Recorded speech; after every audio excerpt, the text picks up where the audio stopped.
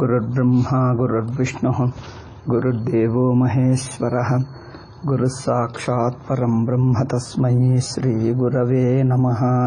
ಶ್ರುತಿಸ್ಮೃತಿಪುರಾಣಾನಾಂ ಆಲಯಂ ಕರುಣಾಲಯಂ ನಮಾಮಿ ಭಗವತ್ಪಾದಶಂಕರಂ ಲೋಕಶಂಕರಂ ಶಂಕರಂ ಶಂಕರಾಚಾರ್ಯಂ ಕೇಶವಂ ಬಾದರಾಯಣಂ ಸೂತ್ರಭಾಷ್ಯಕೃತೌ ವಂದೇ ಭಗವಂತೌ ಪುನಃ ಪುನಃ.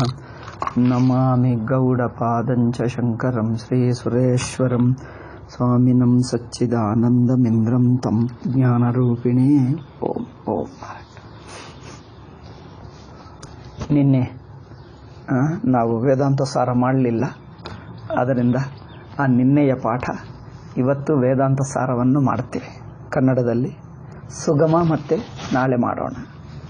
ದೋಸ್ who do not know Kannada and listen to only Sugama classes. For their information, I say Sugama class is postponed to tomorrow.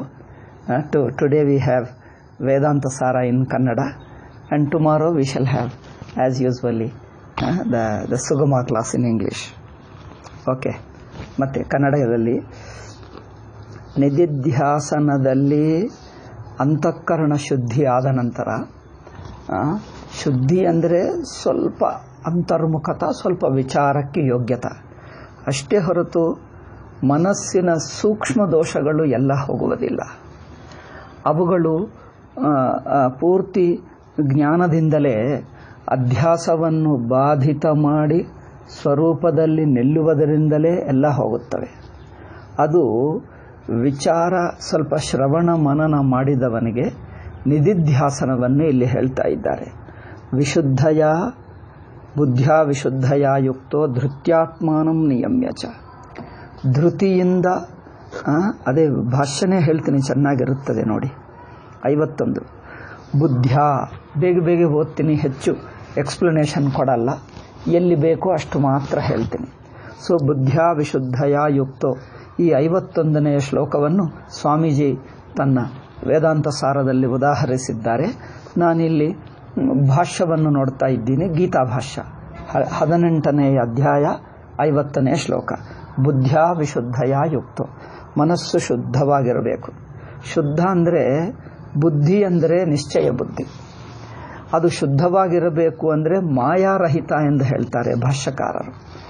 ಅಂತಃಕರಣ ಶುದ್ಧಿ, ಪೂರ್ತಿ ಅಂತಃಕರಣ ಶುದ್ಧಿ ಎಂದು ಹೇಳುವುದು ಒಂದು, ಈ ಸಂದರ್ಭದಲ್ಲಿ ಹೇಳಿರುವ ಮಾಯಾ ಇನ್ನೊಂದು. ಈ ಸಂದರ್ಭದಲ್ಲಿ ಹೇಳಿರುವ ಶುದ್ಧಿ ಸ್ವಲ್ಪ ವ್ಯತ್ಯಾಸ. ಅದರಿಂದ ಶುದ್ಧಿ ಅಂದರೆ ಸಾಮಾನ್ಯವಾಗಿ ದೋಷವಿಲ್ಲದಿರುವಿಕೆ. ಇದನ್ನು ಆಯಾ ಸಂದರ್ಭಕ್ಕೆ ಅನುಗುಣವಾಗಿ ಸ್ವಲ್ಪ ಹೆಚ್ಚು ಕಡಿಮೆಗೆ ಸೇರಿಸಿಕೊಳ್ಳಬಹುದು. ಸಾಮಾನ್ಯವಾಗಿ ಅಂತಃಕರಣ ಶುದ್ಧಿ ಅಂದರೆ ಇಂದ್ರಿಯ ನಿಗ್ರಹ, ಮನೋನಿಗ್ರಹ, ಅಂದ್ರೇನು, ಕರ್ಮಫಲ ಆಸಕ್ತಿ ತ್ಯಾಗ, ಭೋಗತ್ಯಾಗ, ವೈರಾಗ್ಯವು, ಇದೆಲ್ಲ ಹೇಳ್ತೀವಿ. ಅಂದರೆ ಮುಮುಕ್ಷುತ್ವವಿರಬೇಕು, ಸಂಸಾರ ಬುದ್ಧಿ, ಭೋಗ ಬುದ್ಧಿ, ಇದರಿಂದ ವೈರಾಗ್ಯ ಉಂಟಾಗುವುದನ್ನು ಅಂತಃಕರಣ ಶುದ್ಧಿ ಎಂದು ಹೇಳ್ತೀವಿ. ಇಲ್ಲಿ ನಿಧಿಧ್ಯಾಸನ ಹಂತದಲ್ಲಿ ಇದು ಅಂತಃಕರಣ ಶುದ್ಧಿ. ಆದರೆ ಈ ಸಂದರ್ಭದಲ್ಲಿ ಧ್ಯಾನ ಮಾಡುವಾಗ ಮನುಷ್ಯ ಹೇಗಿರಬೇಕಂದ್ರೆ ವಿಶುದ್ಧಯ ಬುದ್ಧ್ಯಾ ಯುಕ್ತ. ವಿಶುದ್ಧ ಬುದ್ಧಿ ಅಂದರೆ ಇಲ್ಲಿ ಹೇಳ್ತಾರೆ ಮಾಯಾರಹಿತಯ ಹೇಳ್ತಾ ಇದ್ದಾರೆ. ಇದು ಒಳ್ಳೆಯ ಮಾತು. ತಾನು ತತ್ವವನ್ನು ತಿಳ್ಕೊಳ್ಳುವಾಗ, ನಿಧಿಧ್ಯಾಸನವನ್ನು ಮಾಡುವಾಗ, ಅಥವಾ ತನ್ನಲ್ಲಿರುವ ದೋಷಗಳನ್ನು ತಾನು ಗಮನಿಸಿ ತಿಳ್ಕೊಂಡು ಬಿಡಬೇಕು. ತನ್ನ ದೋಷಗಳನ್ನು ಗಮನಿಸುವಾಗ ಇಲ್ಲಿ ಒಂದು ಹೇಳ್ತಾ ಇದ್ದಾರೆ, ವಿಶುದ್ಧ ಅಂದರೆ ಭಾಷ್ಯಕಾರರ ಅರ್ಥ ಮಾಯಾರಹಿತ ಎಂದು ಹೇಳಿ. ಮಾಯಾ ಅಂದ್ರೇನು? ಕಪಟ. ಮಾಯಾ ಅಂದರೆ ಕಪಟ. ಒಂದಿದ್ದರೆ ಅದನ್ನು ಮುಚ್ಚಿ ಇನ್ನೊಂದಾಗಿ ತೋರುವುದನ್ನು ಕಪಟ. ಈ ಅರ್ಥದಲ್ಲಿ ನೋಡಿದ್ದರೆ ನೋಡಿ, ಈ ಅರ್ಥದಲ್ಲಿ ಕಪಟ ಎಂಬ ಅರ್ಥದಲ್ಲಿ ಮಾಯಾ ಅಂದರೆ ಅಧ್ಯಾಸವೇ ಹೇಳಬಹುದು, ವ್ಯತ್ಯಾಸ ಇಲ್ಲ. ಮಾಯಾ ಅಂದರೆ ಅಧ್ಯಾಸವೇ. ಯಾವ ಅರ್ಥದಲ್ಲಿ? ಕಪಟ ಅಂದರೆ ಒಂದಿರುವುದನ್ನು ಮುಚ್ಚಿ ಇನ್ನೊಂದು ತೋರಿಸುವುದನ್ನು ಕಪಟ ಎಂದು ಹೇಳ್ತೀವಿ ಅಲ್ಲವೇ? ಕಪಟಿ, ಹಿಪೋಕ್ರೆಟ್. ಈ ಅರ್ಥದಲ್ಲಿ ಮಾಯಾ ಅಧ್ಯಾಸಕ್ಕೆ ವ್ಯತ್ಯಾಸವಿಲ್ಲ. ಆದರೆ ವೇದಾಂತ ಸಂದರ್ಭದ ಇಲ್ಲಿ ನೋಡಿ, ಇದು ಮಾಯಾ ಎನ್ನುವುದು ಸಾಧಕನ ಮನಸ್ಸಿನ ಗುಣ ಮಾತ್ರ ಹೇಳ್ತಾ ಇದ್ದಾರೆ. ವೇದಾಂತದಲ್ಲಿ ಟೆಕ್ನಿಕಲ್ ಪದ ಮಾಯಾ ಎಂದು ಹೇಳಿದಾಗ ಆವಾಗ ಏನಂದರೆ ಅವಿದ್ಯಾಕಲ್ಪಿತ ನಾಮರೂಪಗಳ ತೋರಿಕೆ.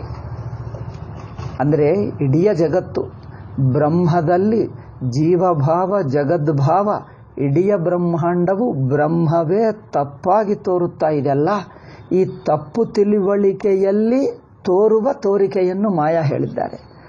ತಪ್ಪು ತಿಳುವಳಿಕೆ ಅಧ್ಯಾಸ ಅಥವಾ ಅವಿದ್ಯೆ ಆದರೆ ಆ ಅಧ್ಯಾಸದಲ್ಲಿ ಇರುವಾಗ ನಾನು ಅಧ್ಯಾಸದಲ್ಲಿದ್ದೇನೆ ಎಂದು ತಾನು ತನಗೆ ಹೇಗೆ ತೋರ್ತಾನೆ? ತಾನು ತನಗೆ ಸಚ್ಚಿದಾನಂದಂ ಅದ್ವಿತೀಯಂ ಬ್ರಹ್ಮ ಆಗಿ ತೋರಲ್ಲ, ತಾನು ತನಗೆ ಪ್ರಮಾತೃವಾಗಿ ತೋರ್ತಾನೆ, ತನಗಿಂತ ಬೇರೆ ಜಗತ್ತಾಗಿ ತೋರ್ತದೆ. ಅಂದರೆ ಪ್ರಮಾತೃ ಪ್ರಮೇಯ ರೂಪವಾಗಿ ಯಾವ ತೋರಿಕೆ ಇದೆಯೋ ಇದನ್ನು ಮಾಯಾ ಹೇಳ್ತೀವಿ. ಅಂದರೆ ತಪ್ಪು ತಿಳುವಳಿಕೆಯನ್ನು ಅಧ್ಯಾಸ ಹೇಳ್ತೀವಿ. ಆ ತಪ್ಪು ತಿಳುವಳಿಕೆಯಲ್ಲಿರುವಾಗ ತೋರುವ ಬಗೆಯನ್ನು ಮಾಯಾ ಹೇಳ್ತೀವಿ. ಸ್ವಲ್ಪ ವ್ಯತ್ಯಾಸ ನೋಡಿ. ತೋರುವ ಬಗೆ ಜಗತ್ತು ಜಗತ್ತಾಗಿ ತೋರುವುದು, ಜೀವನಾಗಿ ತೋರುವುದು, ದೇಹೇಂದ್ರಿಯಗಳಾಗಿ ತೋರುವುದು, ದೇಶ ಕಾಲಗಳಾಗಿ ತೋರುವುದು, ಅಂದರೆ ಇಡೀ ಬ್ರಹ್ಮಾಂಡ ಇನ್ನೇನು ಅವಸ್ಥೆಗಳಾಗಿ ತೋರುವುದು. ಅವಸ್ಥೆಗಳು ಮಾಯಿಕ ತೋರಿಕೆ. ಮಾಯಿಕ ಅಂದರೆ ತಪ್ಪಾಗಿ ತೋರಿಕೆ ಎಂದರ್ಥ. ಇದ್ದುಕೊಂಡು ತೋರುವುದಲ್ಲ, ಇರುವುದು ಬ್ರಹ್ಮ, ಇನ್ನೊಂದು ಬಗೆಯಾಗಿ ತೋರುವುದು. ಅಂದರೆ ಅವಿದ್ಯೆಗೆ ಮಾಯೆಗೆ ಹೆಚ್ಚು ವ್ಯತ್ಯಾಸ ಇಲ್ಲ, ಒಂದು ಚೂರು ವ್ಯತ್ಯಾಸ.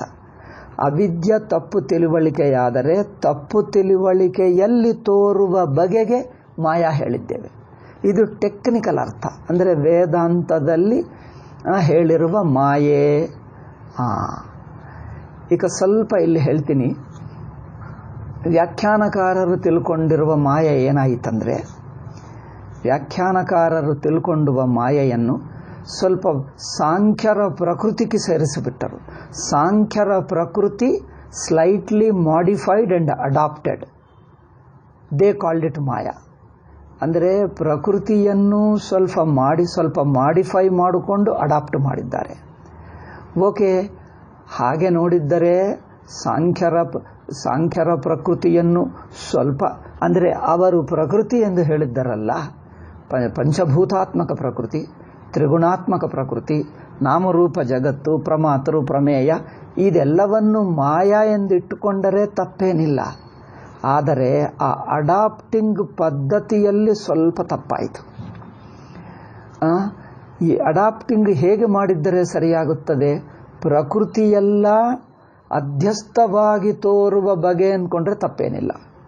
ಪ್ರಕೃತಿ ಅಂದರೆ ಜಗತ್ತು, ಬ್ರಹ್ಮಾಂಡ, ಪ್ರಮಾತೃ ಪ್ರಮೇಯ ರೂಪವಾಗಿ ತೋರುವ ಜಗತ್ತು, ಪಂಚಭೂತಗಳು, ಮೂರು ಗುಣಗಳು, ದೇಶ ಕಾಲ, ಸೂರ್ಯಚಂದ್ರಾದಿಗಳು, ಇಂದ್ರಿಯಗಳು, ದೇಹ, ಪ್ರಾಣ, ಮನಸ್ಸು, ಕರ್ಮಫಲವು, ಇಹಲೋಕಗಳು, ಪರಲೋಕಗಳು, ಸುಖ ದುಃಖಾದಿಗಳು, ಎಲ್ಲವೂ ಅನುಭವಗಳು, ಕರ್ಮಗಳು, ಇದೆಲ್ಲವೂ ಪ್ರಕೃತಿಯ ಪರಿಣಾಮ, ಪ್ರಕೃತಿಯ ಕಲ್ಪನಾ.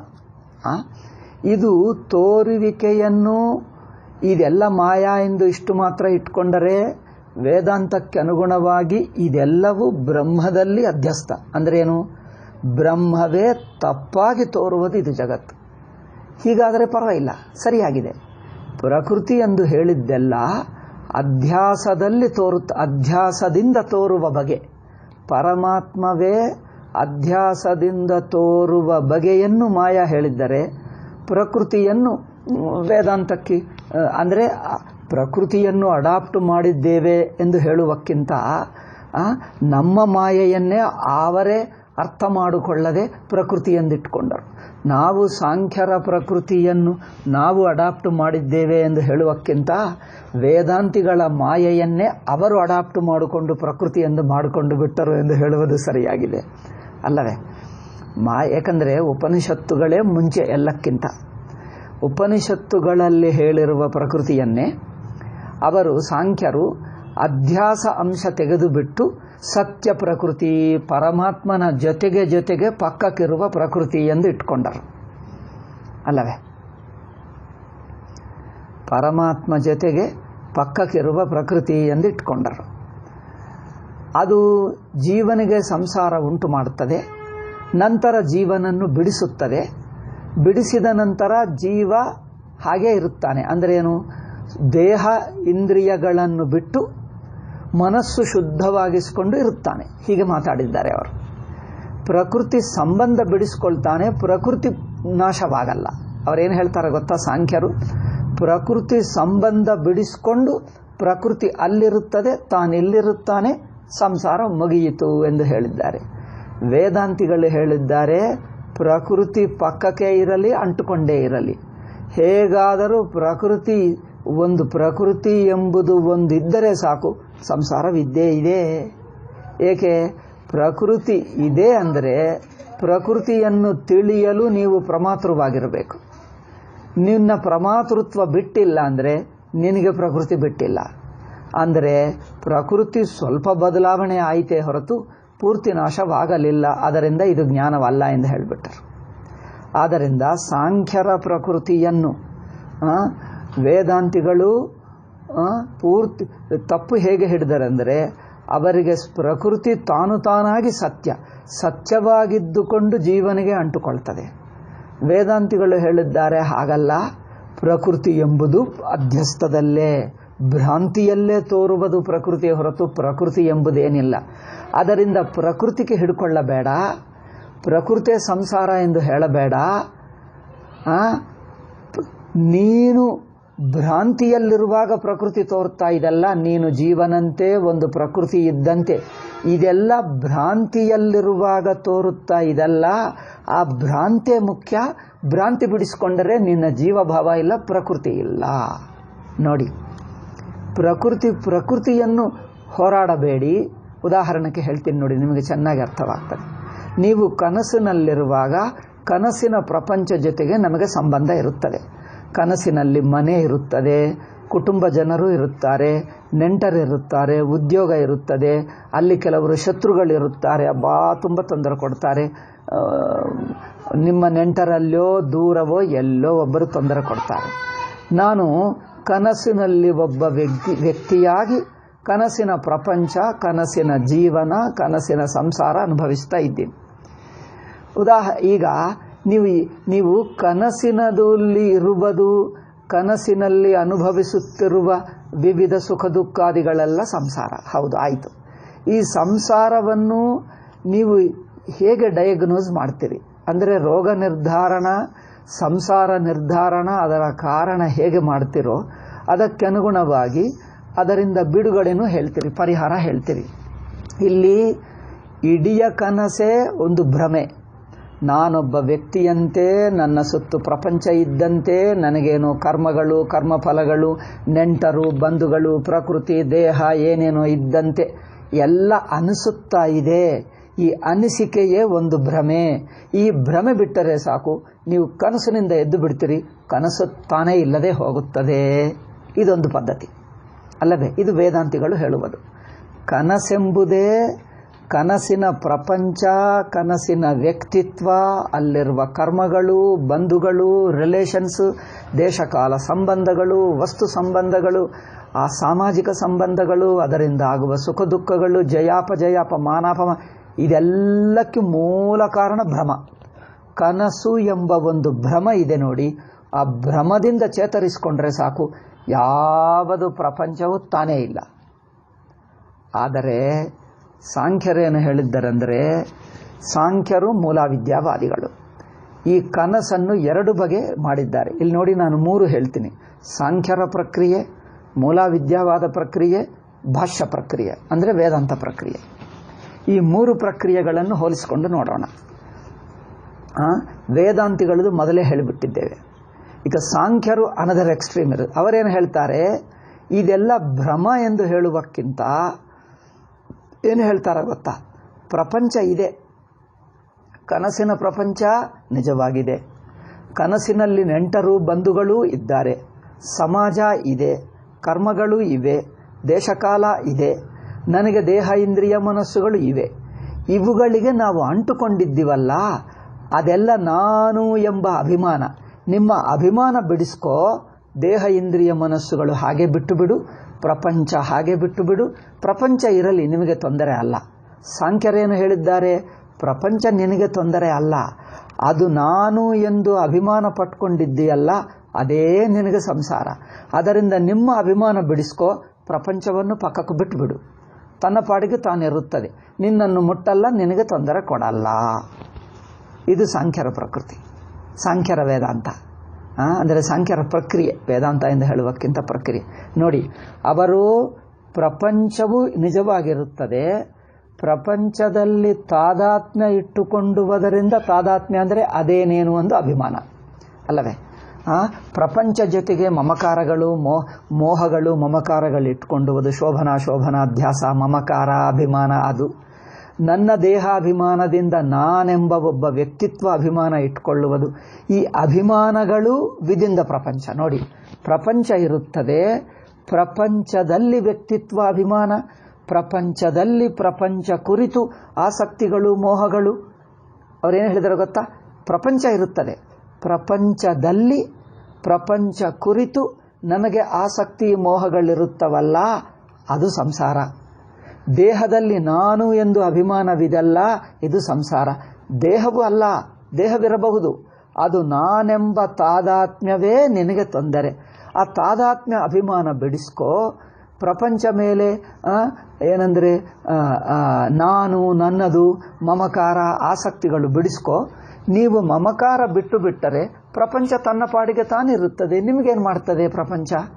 ಇರಲಿ, ಪ್ರಪಂಚವು ನಿನಗೆ ಸಂಸಾರ ಕಾರಣವಲ್ಲ. ನೋಡಿ, ಪ್ರಪಂಚವು ಸಂಸಾರ ಕಾರಣವಲ್ಲ, ದೇಹೇಂದ್ರಿಯಾದುಗಳಲ್ಲ, ಅವು ನಾನೆಂಬ ತಾದಾತ್ಮ್ಯ ಮಾತ್ರ. ನೋಡಿದ್ದೀರಾ ಸಾಂಖ್ಯರ ಪ್ರಕ್ರಿಯೆ? ವೇದಾಂತಿಗಳೇನು ಹೇಳಿದ್ದಾರೆ ಮತ್ತೊಂದು ಸಲ ನೆನಪಿಸ್ತೀನಿ. ಯಾಕಂದರೆ ಈ ವಿವಿಧ ಪ್ರಕ್ರಿಯೆಗಳನ್ನು ತಿಳ್ಕೊಂಡರೆ ಸಾಕಲ್ಲ. Comparison, contrast is most important. ವಿವಿಧ ಪ್ರಕ್ರಿಯೆಗಳನ್ನು ಮಾತ್ರ ತಿಳ್ಕೊಂಡರೆ ನಿನಗೆ ಸಂಸಾರ ಬಿಡಲ್ಲ. ಆ ಸೂಕ್ಷ್ಮ ಪ್ರಕ್ರಿಯೆ, ವೇದಾಂತದ ಸೂಕ್ಷ್ಮತ್ವ, ವೇದಾಂತದಲ್ಲಿರುವ ಆ ಆಳ ಅರ್ಥವಾಗಬೇಕಂದ್ರೆ ಕಂಪ್ಯಾರಿಸನ್, ಕಾಂಟ್ರಾಸ್ಟ್ ಮಾಡಬೇಕು. ಅಂದರೆ ಅರ್ಥವೇನು? ವೇದಾಂತಿಗಳೇನು ಹೇಳಿದ್ದಾರೆ? ಪ್ರಪಂಚದಲ್ಲಿರುವ ದೇಹೇಂದ್ರಿಯ ಮನಸ್ಸುಗಳು, ದೇಶಕಾಲಗಳು, ಕರ್ಮಗಳು, ಸಂಬಂಧಗಳು ಇದೆಲ್ಲವೂ ಭ್ರಾಂತೆ. ಪ್ರಪಂಚ ತಾನಿಲ್ಲ, ದೇಹೇಂದ್ರಿಯಗಳು ಇಲ್ಲ, ದೇಶಕಾಲಗಳಿಲ್ಲ, ಕರ್ಮ ಫಲಗಳಿಲ್ಲ, ಯಾವುದೂ ಇಲ್ಲ. ಭ್ರಾಂತಿಯಿಂದ ಇದ್ದಂತೆ ಅನಿಸುತ್ತದೆ, ಅವುಗಳು ನನಗೆ ಅಂಟುಕೊಂಡಿವೆ ಅನಿಸುತ್ತವೆ.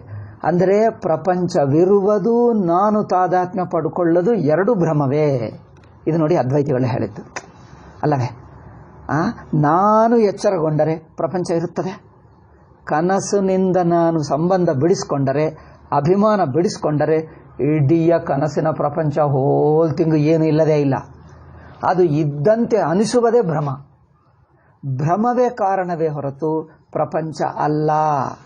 ಪ್ರಪಂಚ ಅನಿಸುವುದು ಭ್ರಮವೇ. ಇದು ವೇದಾಂತಿಗಳ ಪ್ರಕ್ರಿಯೆ. ಪ್ರಪಂಚ ಅನಿಸುವುದು, ದೇಹ ಅನಿಸುವುದು, ನಾನೊಬ್ಬ ವ್ಯಕ್ತಿನಂತೆ, ನಾನು ಕರ್ತಭೋಕ್ತನಂತೆ, ನಾನೊಬ್ಬ ಮನುಷ್ಯನಂತೆ, ಇದೆಲ್ಲ ಈ ಅನಿಸಿಕೆ ಎಲ್ಲ ಒಂದು ಭ್ರಮೆ. ಭ್ರಮೆ ಬಿಟ್ಟರೆ ಯಾವ ಪ್ರಪಂಚ ಇಲ್ಲ, ಯಾವ ವ್ಯಕ್ತಿತ್ವ ಇಲ್ಲ, ಸಮಾಜ ಇಲ್ಲ, ನಾನು ಇಲ್ಲ, ನನಗಿಂತ ಇನ್ನೊಬ್ಬರಿಲ್ಲ. ಇರುವುದೆಲ್ಲ ಒಂದೇ ಅದ್ವಿತೀಯ. ಚೇತರಿಸಿಕೊಂಡ ಕನಸಿನಿಂದ ಎಚ್ಚರಗೊಂಡ ವ್ಯಕ್ತಿಗೆ ಒಂದೇ ಒಂದು ಚೈತನ್ಯ ಮಾತ್ರ ಹೇಗಿರುತ್ತದೋ ಯಾವುದಿಲ್ಲ, ಪ್ರಪಂಚವೇ ಇಲ್ಲ. ಇದು ಅದ್ವೈತಿಗಳದು. ಸಾಂಖ್ಯರದು ಮತ್ತೊಂದು ಸಲ ಹೇಳ್ತೀನಿ. ಕಂಪೇರ್ ಕಾಂಟ್ರಾಸ್ಟ್ ಅಂದ್ರೆ ಏನು? ಅದು ನೋಡಬೇಕು, ಮತ್ತೆ ಇದು ನೋಡಬೇಕು, ಮತ್ತೆ ಅದು, ಮತ್ತೆ ಇದು, 2, 3, 4 ಸಲ ಅದನ್ನು ಅದನ್ನು ಕಂಪೇರ್ ಕಾಂಟ್ರಾಸ್ಟ್ ಮಾಡಿದರೆ ಆ ಸೂಕ್ಷ್ಮ ವ್ಯತ್ಯಾಸ ಗೊತ್ತಾಗ್ತದೆ ಅಲ್ಲವೇ? ಸಾಂಖ್ಯರೇನು ಹೇಳಿದ್ದಾರೆ? ಪ್ರಕೃತಿ ಇದೆ, ನಿಜವಾಗಿದೆ. ಪರಮಾತ್ಮ ಅಂದರೆ ಚೈತನ್ಯ ಆತ್ಮ, ಸಾಕ್ಷಿಭೂತ ಆತ್ಮ ಹೇಗಿದೆಯೋ ಪ್ರಕೃತಿ ಅದರ ಜೊತೆಗೆ ಪಕ್ಕಪಕ್ಕದಲ್ಲಿರುತ್ತದೆ.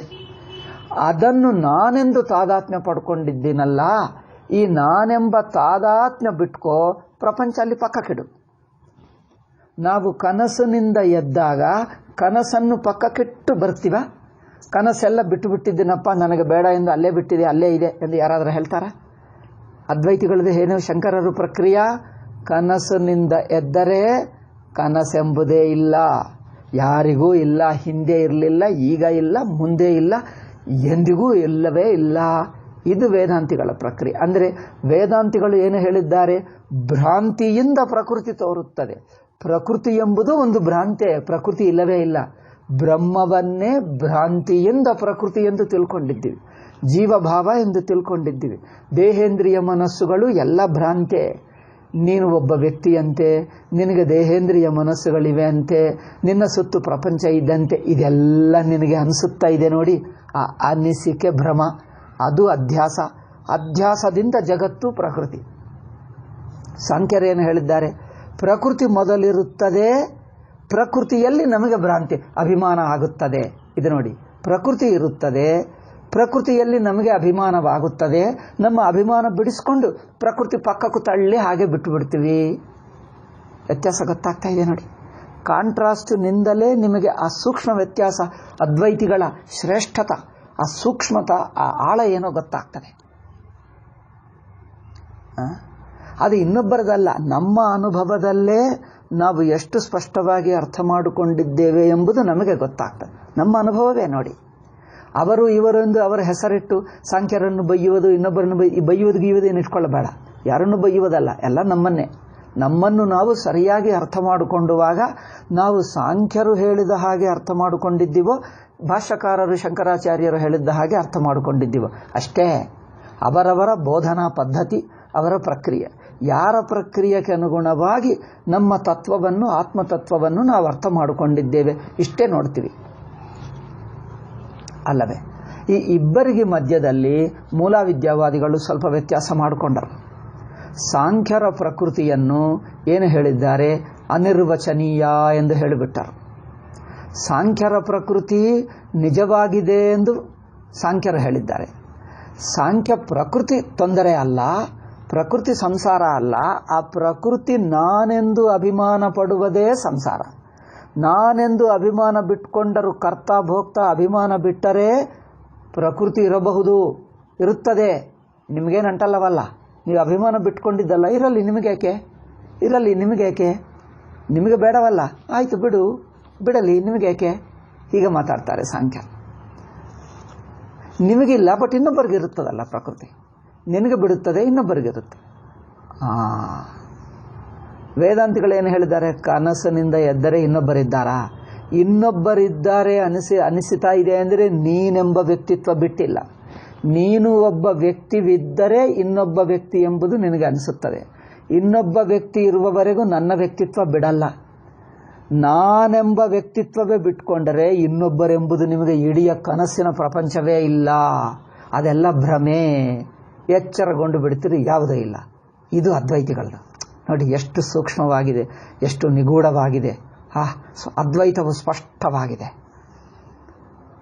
ಶಂಕರರ ಪ್ರಕ್ರಿಯೆಯಲ್ಲಿ. ಈಗ ಮೂಲ ವಿದ್ಯಾವಾದಿಗಳಿದ್ದಾರೆ, ಅವರು ಸಾಂಖ್ಯರ ಪ್ರಕ್ರಿಯೆಯನ್ನು ಸ್ವಲ್ಪ ಬದಲಾಯಿಸಿಕೊಂಡರು, ಸ್ವಲ್ಪ ಇಂಪ್ರೂವ್ ಮಾಡಿಕೊಂಡರು.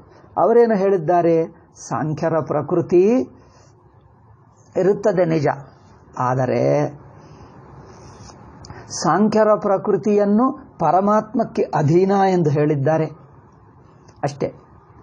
ಸಾಂಖ್ಯರೇನು ಹೇಳಿದ್ದಾರೆ? ಆತ್ಮ ಸಾಕ್ಷಿ ಆತ್ಮಕ್ಕೆ ಪಕ್ಕಕ್ಕೆ ಪ್ರಕೃತಿ ಇರುತ್ತದೆ, ಸ್ವತಂತ್ರವಾಗಿರುತ್ತದೆ ಹೇಳಿದ್ದಾರೆ. ಪ್ರಕೃತಿ ತಾನೇ ಕೆಲಸ ಮಾಡ್ತದೆ, ಸಾಕ್ಷಿಯನ್ನು ಕೇಳದೆ ಕೆಲಸ ಮಾಡ್ತದೆ. ಇದು ಸಾಂಖ್ಯರದು. ಮೂಲ ವಿದ್ಯಾವಾದಿಗಳು, ವೇದಾಂತಿಗಳು, ಮೂಲ ವಿದ್ಯಾವಾದಿಗಳಾದ ವೇದಾಂತಿಗಳು ಏನು ಹೇಳಿದ್ದಾರೆ? ಪ್ರಕೃತಿ ಹೇಗಿರುತ್ತದೆ? ಈಶ್ವರ ಅಧೀನವಾಗಿರುತ್ತದೆ, ಸ್ವತಂತ್ರವಾಗಿಲ್ಲ. ಒಂದು.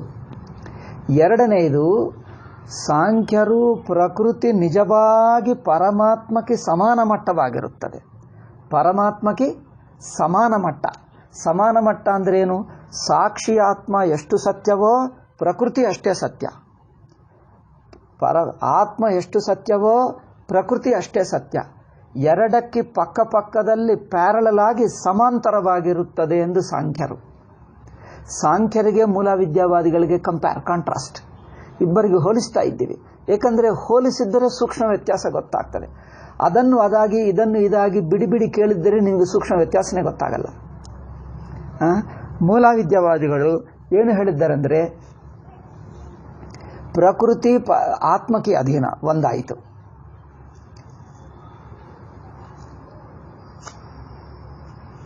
ಇನ್ನೊಂದೇನೆಂದರೆ ಪ್ರಕೃತಿ ಆತ್ಮ ಸಮಾನ ಮಟ್ಟ ಸಮಾನ ಸತ್ಯವಲ್ಲ.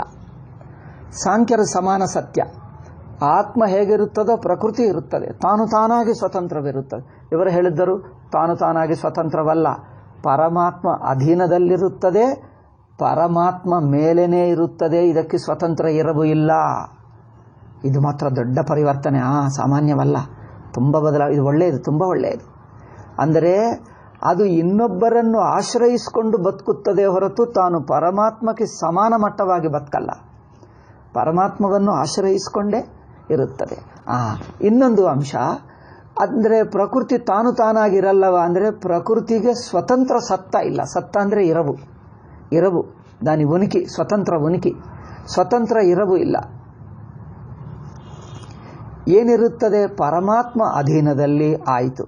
ಪರಮಾತ್ಮ ಅಧೀನದಲ್ಲಿದ್ದರೂ ಇನ್ನೊಂದು ಅಂಶ ಏನೆಂದರೆ ಅದು ಪೂರ್ತಿ ಇದೆ ಎಂದು ಹೇಳಕ್ಕಾಗಲ್ಲ, ಇಲ್ಲ ಎಂದು ಹೇಳಕ್ಕಾಗಲ್ಲ. ಅನಿರ್ವಚನೀಯದ ಇರವು ಯಾವ ತರಹ ಇರವು? ಅನಿರ್ವಚನೀಯವಾದ ಇರವು. ಈಗ ಇಷ್ಟು ಬದಲಾಯಿಸಿಕೊಂಡರು.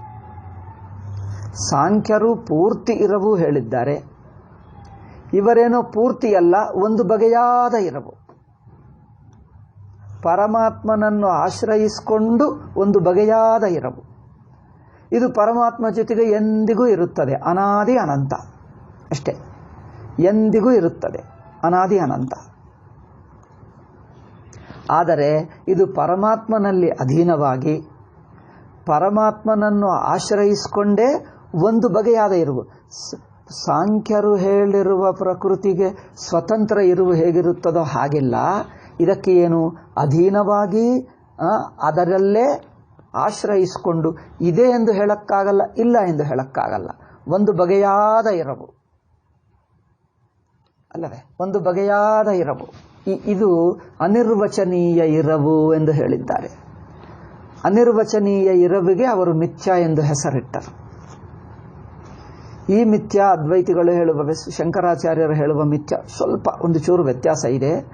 ಇವರು ಮಿಥ್ಯ ಎಂಬುದು ಅನಿರ್ವಚನೀಯ ಬಗೆಯಾದ ಇರುವಿಕೆಯನ್ನು ಮಿಥ್ಯ ಹೇಳಿದ್ದಾರೆ. ಯಾರೋ ವ್ಯಾಖ್ಯಾನಕಾರರು, ಮೂಲವಿದ್ಯಾವಾದಿಗಳು. ಶಂಕರರು ಮಿಥ್ಯ ಅಂದರೆ ತಪ್ಪು ತಿಳುವಳಿಕೆಗೆ ಮಿಥ್ಯ ಅಷ್ಟೇ. ವಸ್ತುವಿನ ಗುಣವು ಮಿಥ್ಯ ಅಲ್ಲ. ವಸ್ತು ಯಾವ ಬಗೆ ಇರುತ್ತದೆ, ಯಾವ ಬಗೆ ಇರುವುದಕ್ಕೆ ಮಿಥ್ಯ ಹೇಳಲಿಲ್ಲ. ಅದು ನಿಜವಾಗಿ ಇಲ್ಲ, ತಪ್ಪಾಗಿ ತೋರುತ್ತಾ ಇದೆ, ಅದರ ನಿಜ ಸ್ವರೂಪದಲ್ಲಿ ಅದು ಬ್ರಹ್ಮವೇ. ಬ್ರಹ್ಮದ ತಪ್ಪು ತಿಳುವಳಿಕೆಗೆ ಮಿಥ್ಯ ಹೇಳಿದೆ. ಆ ತಪ್ಪು ತಿಳುವಳಿಕೆಗೆ ಮಿಥ್ಯ ಹೇಳಿದ್ದೇವೆ ಹೊರತು ತೋರುವ ಪ್ರಪಂಚದ ಒಂದು ಗುಣವನ್ನು ಮಿಥ್ಯ ಎಂದು ಹೇಳಲಿಲ್ಲ. ಇದು ಸೂಕ್ಷ್ಮ ವ್ಯತ್ಯಾಸ. ನಿಮಗೆ ಅರ್ಥವಾಗ್ತದೋ ಮತ್ತೆ ಕನ್ಫ್ಯೂಸ್ ಆಗ್ತದೋ ಸ್ವಲ್ಪ ಹೇಳಿದ್ದೀನಿ, ಮುಂದೆ ಬಂದರೆ ನೋಡೋಣ. ಈ ಸೂಕ್ಷ್ಮವು ಹೆಚ್ಚು ಹೇಳುವಕ್ಕೆ ಹೋದರೆ ಹೆಚ್ಚು ಕನ್ಫ್ಯೂಸ್ ಆಗ್ತಾ ಇದ್ದಾರೆ. ಅದರಿಂದ ಈಗ ಹೆಚ್ಚು ಹೇಳಲ್ಲ, ಸುಮ್ಮನೆ ಹೇಳ್ತೀನಿ. ಮಿಕ್ಕದು ಸುಗಮದಲ್ಲಿ ಬರುತ್ತದೋ ಏನೋ ನೋಡೋಣ, ಅಥವಾ ಬೇರೆ ಎಲ್ಲೋ ಒಂದು ಕಡೆ ಬರುತ್ತದೆ. ಇಷ್ಟೇ ಮಾತ್ರ ಸಾಕು. ಅವರ ಅನಿರ್ವಚನೀಯ ಇರವು ಅಂದಿಟ್ಟರು. ಅನಿರ್ವಚನೀಯ ಬಗೆಯಾದ ಇರವು. ಆ ಇರವು ಏನು ಪೂರ್ತಿ ಇದೆ ಎಂದು ಹೇಳಕ್ಕಾಗಲ್ಲ, ಪೂರ್ತಿ ಇಲ್ಲ ಎಂದು ಹೇಳಕ್ಕಾಗಲ್ಲ. ಈ ಎರಡಕ್ಕೆ ಮಧ್ಯ ತರಹ ಇದ್ದ ಇರವು, ಹೀಗೆ ಹೇಳ್ಕೊಂಡು ಬಿಟ್ಟರು. ಇದರಿಂದ ಏನಾಗುತ್ತದೆ, ಈ ಅನಿರ್ವಚನೀಯ ಪ್ರಪಂಚ, ಅನಿರ್ವಚನೀಯ ನಾಮರೂಪಗಳು ಇವುಗಳೇ ಅಧ್ಯಾಸಕ್ಕೆ ಕಾರಣವಾಗುತ್ತವೆ. ಅಂದರೇನು? ಭ್ರಮದಿಂದ ಬಂದಿದ್ದು ಇದನ್ನು ಮಾಯೆ ಎಂದು ಅವರು ಹೇಳಿದ್ದಾರೆ. ಇದನ್ನೇ ಮೂಲವಿದ್ಯಾ ಎಂದು ಹೇಳಿದ್ದಾರೆ. ಮಾಯೆ ಮೂಲವಿದ್ಯಾ ಅವರು ಒಂದೇ ಎಂದು ತಿಳ್ಕೊಂಡು ಬಿಟ್ಟರು. ಶಂಕರರ ಪ್ರಕ್ರಿಯೆಯಲ್ಲಿ ಮಾಯೆ ಎಂದೇ ಮೊದಲೇ ಹೇಳಿದ್ದೀವಲ್ಲ, ಆ ಭ್ರಮದಿಂದ ತೋರುವ ತೋರಿಕೆಗೆ, ಭ್ರಮದಿಂದ ತೋರುವ ಪ್ರಕೃತಿಗೆ ಮಾಯ ಹೇಳಿದ್ದೀವಿ. ಅವರೇನು ಹೇಳಿದ್ದಾರೆ? ಮೊದಲು ಮಾಯ ಇದ್ದುಕೊಂಡು ನಂತರ ಭ್ರಮ ಬರುತ್ತದೆ. ಇಷ್ಟೇ ವ್ಯತ್ಯಾಸ. ಮೂಲವಿದ್ಯಾವಾದಿಗಳು ಏನು ಹೇಳ್ತಾರೆ? ಮೊದಲು ಮಾಯ ಇರುತ್ತದೆ, ನಂತರ ಭ್ರಮೆ ಉಂಟಾಗ್ತದೆ. ಮಾಯದಿಂದ ಭ್ರಮೆ ಉಂಟಾಗುತ್ತದೆ. ವೇದಾಂತಿಗಳು ಏನು ಹೇಳಿದ್ದೆ ಅಂದರೆ, ಶಂಕರ ಪ್ರಕ್ರಿಯೆಯಲ್ಲಿ ಭ್ರಮದಿಂದಲೇ ಮಾಯ ತೋರುತ್ತದೆ. ಭ್ರಮದಿಂದಲೇ ಮಾಯ, ಭ್ರಮ ಬಿಟ್ಟರೆ ಮಾಯ ಯಾರಿಗೂ ಇಲ್ಲ. ಇಷ್ಟೇ ವ್ಯತ್ಯಾಸ. ಮಾಯ ಮೊದಲಿದ್ದುಕೊಂಡು ಮಾಯದಲ್ಲಿ ಭ್ರಮ ಉಂಟಾಗುತ್ತದೆ ಎನ್ನುವುದು ಮೂಲಾವಿದ್ಯಾ ಪ್ರಕ್ರಿಯೆ. ಮಾಯದಿಂದ ಭ್ರಮ ಉಂಟಾಗ್ತದೆ, ಭ್ರಮದಲ್ಲೇ ಮಾಯ ತೋರ್ತದೆ ಅಲ್ಲವೇ? ಇದರಿಂದ ಏನಾಗುತ್ತದೆ? ಜ್ಞಾನದಿಂದ ಭ್ರಮ ಹೋಗುತ್ತದೆ. ಇಬ್ಬರು ಒಪ್ಕೊಳ್ತಾರೆ. ಜ್ಞಾನದಿಂದ ಭ್ರಮೆ ಹೋಗುತ್ತದೆ. ಜ್ಞಾನದಿಂದ ಭ್ರಮೆ ಹೋದರೆ ಶಂಕರ ಪ್ರಕ್ರಿಯೆಯಲ್ಲಿ ಭ್ರಮದಿಂದ ಮಾಯ ಉಂಟಾಗುವುದರಿಂದ ಭ್ರಮ ಬಿಟ್ಟರೆ ಮಾಯ ಇಲ್ಲ. ಏಕೆ? ಮಾಯ ಎಂಬುದು ಭ್ರಮದಲ್ಲೇ ತೋರಿಕೆ ಅಷ್ಟೇ, ಅದಕ್ಕಿರುವಿಕೆ ಇಲ್ಲ. ಆದರೆ ಅವರೇನು ಹೇಳ್ತಾರೆ? ಜ್ಞಾನದಿಂದ ಭ್ರಮೆ ಹೋಗಿದ್ದರೂ ಮಾಯ ಇದ್ದುಕೊಂಡು ಬಿಡುತ್ತದೆ. ಮಾಯವನ್ನು ಮತ್ತೆ ತುಂಡುಗಳು ಮಾಡಿದ್ದಾರೆ. ಪ್ರತಿಯೊಬ್ಬ ವ್ಯಕ್ತಿಗೆ ಸ್ವಲ್ಪ ಮಾಯ ನಿಮಗೆ ಬಿಡುತ್ತದೆ, ಮಾಯ ಇನ್ನೊಬ್ಬರಿಗೆ ಅದ್ದೇ ಇರುತ್ತದೆ ಪ್ರಪಂಚ ಅಲ್ಲಿ. ಅಂದರೆ ಮಾಯ ಎಂಬುದು ಸಾಂಖ್ಯರ ಹಾಗೆ ಸ್ವಲ್ಪ ಇಟ್ಕೊಂಡರು, ನನಗೆ ಬಿಡುತ್ತದೆ ಇನ್ನೊಬ್ಬರಿಗಿರುತ್ತದೆ, ಈಗ ಹೀಗಿಟ್ಕೊಂಡರು. ಅದು ಭ್ರಮೆ ಅಲ್ಲವಲ್ಲ, ಏಕೆಂದರೆ ಭ್ರಮಗಿಂತ ಮುಂಚೆ ಇರುತ್ತದೆ, ಮಾಯದಿಂದಲೇ ಭ್ರಮ ಉಂಟಾಗುತ್ತದೆ.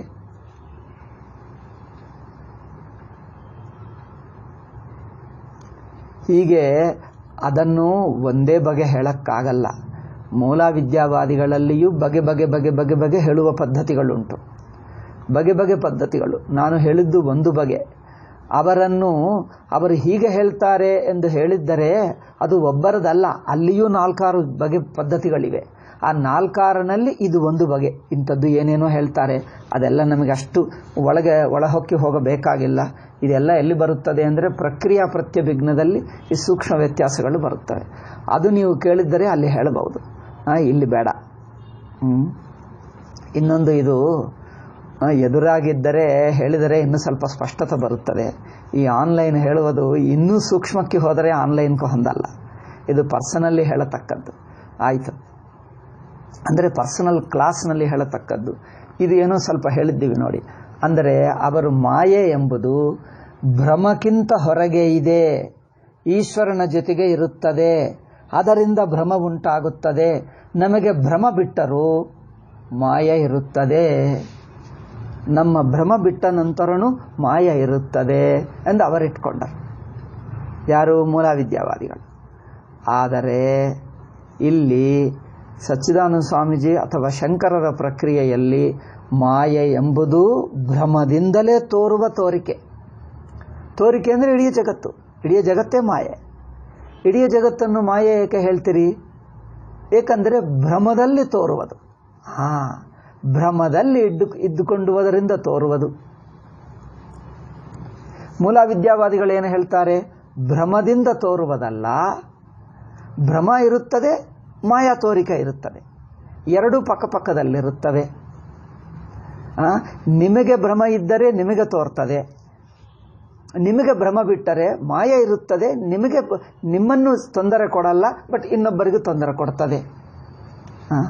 ಅಂದರೆ ಮಾಯೆಯಲ್ಲಿ ಭ್ರಮ ಉಂಟಾಗುತ್ತದೆ ಎಂದು ಅವರ ಪ್ರಕ್ರಿಯೆ, ಭ್ರಮದಿಂದಲೇ ಮಾಯೆ ಎಂಬುದು ನಮ್ಮ ಪ್ರಕ್ರಿಯೆ. ಇದೊಂದು ನೆನಪಿಟ್ಕೊಂಡ್ರೆ ಮಿಕ್ಕದೆಲ್ಲ ಅಷ್ಟು ಅನಾವಶ್ಯಕ, ಅಷ್ಟು ಮುಖ್ಯ ಅಲ್ಲ. ಈಗ ಈ ಎರಡು ಮುಖ್ಯ. ಮಾಯೆಯಿಂದ ಭ್ರಮ ಉಂಟಾಗುತ್ತದೆ, ಮಾಯೆ ಮೊದಲು, ಅದರಿಂದ ಭ್ರಮೆ ಎಂಬುದು ಮೂಲವಿದ್ಯಾ ಪ್ರಕ್ರಿಯೆ. ಭ್ರಮದಿಂದಲೇ ಮಾಯೆ, ಭ್ರಮದಲ್ಲೇ ಮಾಯೆ, ಭ್ರಮ ಬಿಟ್ಟರೆ ಯಾವ ಮಾಯೆ ಇಲ್ಲ ಎನ್ನುವುದು ಶಂಕರ ಪ್ರಕ್ರಿಯೆ. ವ್ಯತ್ಯಾಸ ಗೊತ್ತಾಯ್ತಾ? ಮಾಯೆ ಮೊದಲಿದ್ದುಕೊಂಡು ಮಾಯದಿಂದ ಭ್ರಮೆ ಅಂದರೆ ಏನು ವ್ಯತ್ಯಾಸವೇನು ಹೇಳ್ತಾರೆ. ಅಮ್ಮೋ ಹೀಗೆ ಹೇಳಲಿ, ಇಬ್ಬರು ಹೇಳಿದ್ದರು ಒಂದೇ ಅಲ್ಲವೇ ಎಂದ ಅಲ್ಲ, ಸ್ವಲ್ಪ ವ್ಯತ್ಯಾಸ ಇದೆ. ಮಾಯ ಮೊದಲಿದ್ದರೆ ಭ್ರಮ ಬಿಟ್ಟ ನಂತರನೂ ಮಾಯ ಇದ್ದುಕೊಂಡು ಬಿಡ್ತದೆ. ಏಕೆ? ಭ್ರಮ ಬಿಟ್ಟ ನಂತರನೂ ಮಾಯ ಇರುತ್ತದೆ. ಅವರು ಹೇಳ್ತಾರೆ ಇರಲಿ, ಮಾಯ ಇರಲಿ, ಮಾಯ ಮಿಥ್ಯನೇ ಅಲ್ಲವೇ, ಇದ್ದರೆ ಏನಾಗುತ್ತದೆ? ಅದು ನಿಜವಾಗಿ ಇದ್ದದ್ದು ಅಲ್ಲ, ಇಲ್ಲದ್ದೂ ಅಲ್ಲ, ಒಂದು ಬಗೆಯಾದ ಇರುತ್ತದೆ, ಇರಲಿ, ಏನು ವ್ಯತ್ಯಾಸ? ಅವರು ಹೇಳ್ತಾರೆ. ವೇದಾಂತಿಗಳು ಅಂದರೆ ಶಂಕರರು ಹೇಳಿದ್ದೇನೆಂದರೆ ಪ್ರಕ್ರಿಯೆಯಲ್ಲಿ ಭ್ರಮದಿಂದಲೇ ಮಾಯೆ, ಭ್ರಮ ಬಿಟ್ಕೊಂಡ್ರೆ ಮಾಯ ಇಲ್ಲ, ಏನೂ ಇಲ್ಲ, ಒಂದೇ ಅದ್ವಿತೀಯಂ ಬ್ರಹ್ಮ. ಅದ್ವಿತೀಯ ಬ್ರಹ್ಮ ಅವರಿಗೆ ಶಂಕರರ ಪ್ರಕ್ರಿಯೆಯಲ್ಲಿ ಸ್ಪಷ್ಟವಾಗಿ ಬರುತ್ತದೆ. ಅವರದು ಒಂದು ಚೂರು ತಿರುಗಿ ಇದ್ದಂತೆ ಇಲ್ಲದಂತೆ, ಹೌದೋ ಅಲ್ಲವೋ ಅಂತೆ ಅಲ್ಲ ಮಾಡ್ತಾರೆ.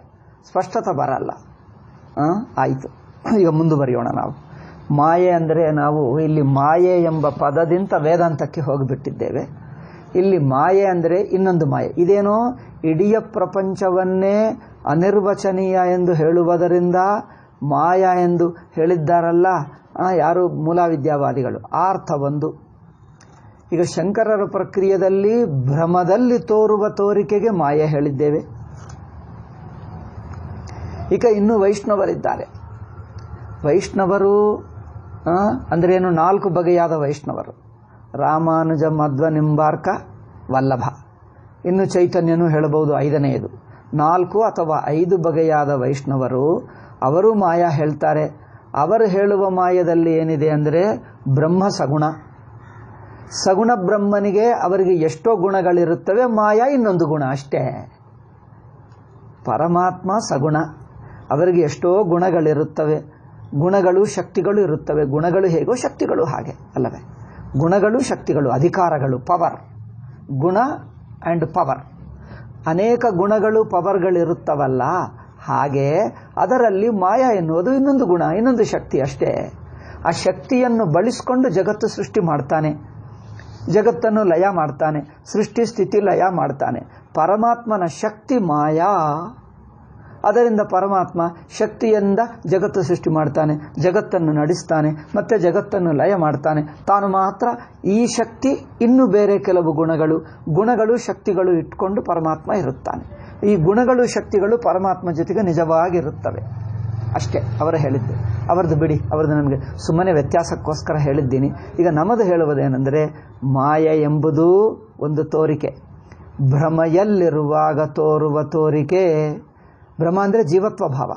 ಜೀವತ್ವ ಭಾವ ಇಟ್ಟುಕೊಂಡುವಾಗ ಜೀವತ್ವ ಭಾವವೂ ತೋರಿಕೆ, ಜೀವತ್ವ ಭಾವದಿಂದ ಮಿಕ್ಕ ಜಗತ್ತು, ಈ ಎರಡವೂ ತನ್ನಲ್ಲೇ ತೋರಿಕೆ. ತಾನು ಈ ಭ್ರಮ ಬಿಟ್ಟರೆ ಅದ್ವಿತೀಯ ಚೈತನ್ಯಕ್ಕೆ ಇನ್ನು ಜಗತ್ತು ಮಾಯಾ ಎಂಬುದೇ ಇಲ್ಲ, ಅದು ಬ್ರಹ್ಮವೇ. ಮಾಯಾ ಎಂಬುದು ತಾತ್ಕಾಲಿಕವಾಗುತ್ತದೆ, ಅದರ ನಿಜ ಸ್ವರೂಪ ಪರಮಾತ್ಮವೇ. ಮಾಯಾ ಎಂಬುದು ಪರಮಾತ್ಮವೇ, ಜಗತ್ತೆಂದರೆ ಪರಮಾತ್ಮ, ಅದು ಪರಮಾತ್ಮನಾಗಿವೆ. ಈಗ ಇದಕ್ಕಿಂತ ಬೇರೆ ಇಲ್ಲ. ಇದು ಶಂಕರರ ಪ್ರಕ್ರಿಯೆ ಆಯಿತು. ಈಗ ಅದು ಪ್ರಕ್ರಿಯೆ ಬಿಡಿ. ಇಲ್ಲಿ ಇದೇನೋ ಪ್ರಪಂಚ ಕುರಿತು ವೇದಾಂತ ಹೇಳುವಾಗ ಬಳಸಿರುವ ಪ್ರಕ್ರಿಯೆಯಲ್ಲಿ ಮಾಯಾ ಅಂದರೆ ಒಂದು. ಇನ್ನೊಂದು ಮಾಯಾ ಅಂದರೆ ಸುಮ್ಮನೆ ಲೌಕಿಕರ ಮಾತು. ಲೌಕಿಕರು ಮಾಯಾ ಅಂದರೆ ಕಪಟ. ಲೌಕಿಕರು, ಇದು ವೇದಾಂತಿಗಳೇ ಅಲ್ಲ, ಲೌಕಿಕರು, ಪರಮಲೌಕಿಕರು, ಪ್ರಾಕೃತರು ಹೇಳಬಹುದು. ಮಾಯಾವಿ ಅಂದ್ರೇನು? ಇಂದ್ರಜಾಲ. ಇನ್ನೊಂದು ಅರ್ಥ ಇದೆ. ಮಾಯಾ ಅಂದರೆ ಇಂದ್ರಜಾಲ, ಮಾಯಾ ಅಂದರೆ ಕಪಟ, ಮಾಯಾ ಅಂದರೆ ಪ್ರಕೃತಿ ಅಲ್ಲವೇ? ಪರಮಾತ್ಮನ ಶಕ್ತಿ, ಪ್ರಕೃತಿ ಎಂದು ಇದು. ಅದಕ್ಕೆ ಬಗೆ ಬಗೆ ಅರ್ಥಗಳಿವೆ. ವೈಷ್ಣವರು ಒಂದು ಬಗೆ, ಮೂಲವಿದ್ಯಾವಾದಿಗಳು ಒಂದು ಬಗೆ, ಅದ್ವೈತಿಗಳು ಇನ್ನೊಂದು ಬಗೆ, ಸಾಂಖ್ಯರು ಇನ್ನೊಂದು ಬಗೆ. ಈಗ ಅವರವರ ಬಗೆ ಬಗೆ ಪ್ರಕ್ರಿಯೆಗಳು. ಮಾಯಾ ಎಂಬುದಕ್ಕೆ ಅನೇಕ ಅರ್ಥಗಳು. ಅಲ್ಲೇ ಅಂದರೆ ಮಾಯಾ ಅಂದರೆ ಈ ಈಶ್ವರ ಶಕ್ತಿ ಆಗಿರುವ ಈ ಮಾಯಾ ಒಂದು ಅಂದರೆ ತಪ್ಪು ತಿಳುವಳಿಕೆ. ಭ್ರಮದಲ್ಲಿ ತೋರುವ ತೋರಿಕೆ ಒಂದರ್ಥ. ಇಂದ್ರಜಾಲ ಅಂದರೆ ಗಾರಡಿ ಎಂಬುದು ಎರಡನೇ ಅರ್ಥ. ಮನಸ್ಸಿನಲ್ಲಿ ಕಪಟ ಇಟ್ಟುಕೊಳ್ಳುವುದು ಇನ್ನೊಂದರ್ಥ. ಅಮ್ಮೋಡು ಮಹಾಮಾಯಾ ಎಂದು ಹೇಳ್ತಾರೆ. ಅಮ್ಮೋ ಮಹಾಮಾಯಾವಿ. ಮಾಯಾವಿ ಅಂದರೆ ಮಹಾಕಪಟಿ, ಅಂದರೆ ತನ್ನ ಒಳಗಿನ ಮನಸ್ಸಿನಲ್ಲಿ ಒಂದಿಟ್ಕೊಂಡು ಅದು ಮುಚ್ಚಿ ಇನ್ನೊಂದು ಬಗೆಯಾಗಿ ಮಾತಾಡ್ತಾನೆ, ಜನರನ್ನು ಮೋಸ ಮಾಡ್ತಾನೆ. ಗಾರಡಿ ಅದೇ ಅಲ್ಲವೇ? ಇಂದ್ರಜಾಲ ಅದೇ ಮಾಡ್ತಾನೆ. ಇರುವದ್ದು ಮುಚ್ಚುತ್ತಾನೆ, ಇಲ್ಲದ್ದು ತೋರಿಸ್ಕೊಡ್ತಾನೆ ಅಷ್ಟೇ. ಹಾಗೆ ಮಾಯಾವಿ ಆಯ್ತು. ಇದು ಬಿಡಿ. ಈಗ ವಿಶುದ್ಧ ಮನಸ್ಸಿನಿಂದ ನಿಧಿಧ್ಯಾಸನ ಮಾಡಬೇಕು. ವಿಶುದ್ಧ ಮನಸ್ಸು ಅಂದರೆ ಮಾಯಾ ಇರಬಾರದು. ಮಾಯಾ ಅಂದರೆ ತನ್ನ ಮನಸ್ಸಿನಲ್ಲಿ ಯಾವುದು ಮುಚ್ಚಬೇಡ. ತನಗೆ ರಾಗ, ದ್ವೇಷ, ಅಭಿಮಾನ, ಅಹಂಕಾರ ಏನೇನಿದೆಯೋ ತಾನು ಸ್ವಚ್ಛವಾಗಿ ತಿಳ್ಕೊಳ್ಳಬೇಕು. ಏನು ಮರೆ ಮಾಡದೆ, ಮುಚ್ಚದೆ, ಮರೆ ಮುಚ್ಚಳ ಏನಿಲ್ಲದೆ ಯಥಾವತ್ತಾಗಿ ತಿಳ್ಕೊಂಡರೆ ಅಂದರೆ ಸಿನ್ಸಿಯರ್. ಇಂಗ್ಲೀಷ್ನಲ್ಲಿ ಹೇಳ್ತೀವಿ ಚಿತ್ತಶುದ್ಧಿ ಎಂದು, ತೆಲುಗಿನಲ್ಲಿ, ಕನ್ನಡದಲ್ಲಿ ಪ್ರಾಮಾಣಿಕ ಹೃದಯ ಅಲ್ಲವೇ? ಪ್ರಾಮಾಣಿಕತೆ ಅಂದರೆ ಸಿನ್ಸಿಯಾರಿಟಿ.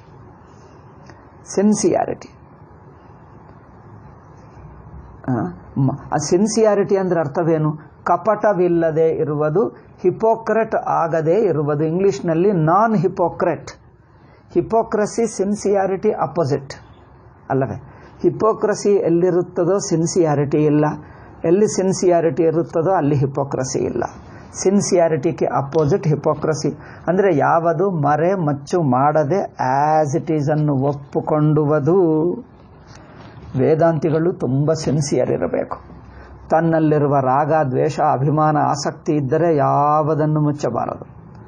ಓಪನ್ ಆಗಿ ಗೊತ್ತು ಮಾಡಿಕೊಂಡರೆ ಬಿಡಿಸಕ್ಕಾಗುತ್ತದೆ.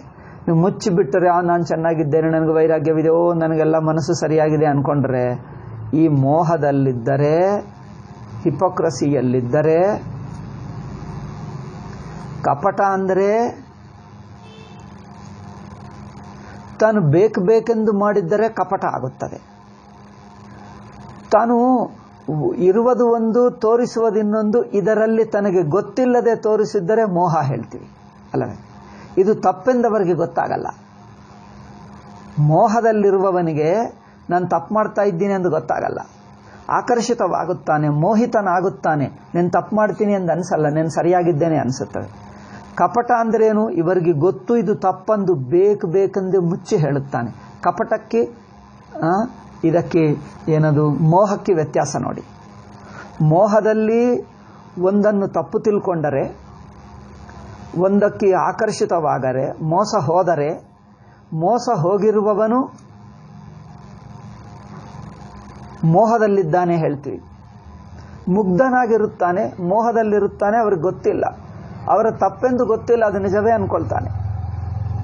ಕಪಟಿ ಅಂದರೆ ಅಮ್ಮ ಅವ್ರಿಗೆ ಗೊತ್ತು ಇದು ಬೇಕೆಂದು, ತಪ್ಪೆಂದು ಗೊತ್ತಿದ್ದರೂ ನಿಮಗೆ ಮಾತ್ರ ಇದು ಒಳ್ಳೆಯದೆಂದು ಹೇಳ್ತಾನೆ, ಒಳ್ಳೆಯದೆಂದು ಹೇಳಿ ನಿಮಗೆ ಮೋಸ ಮಾಡ್ತಾನೆ. ಅಂದರೆ ತಿಳಿದು ಮೋಸ ಮಾಡುವುದು ಕಪಟ. ಇದು ತಪ್ಪೆಂದು ಗೊತ್ತಿದ್ದರೂ ನಿಮಗೆ ಒಳ್ಳೆಯದೆಂದು ಹೇಳ್ತಾನೆ,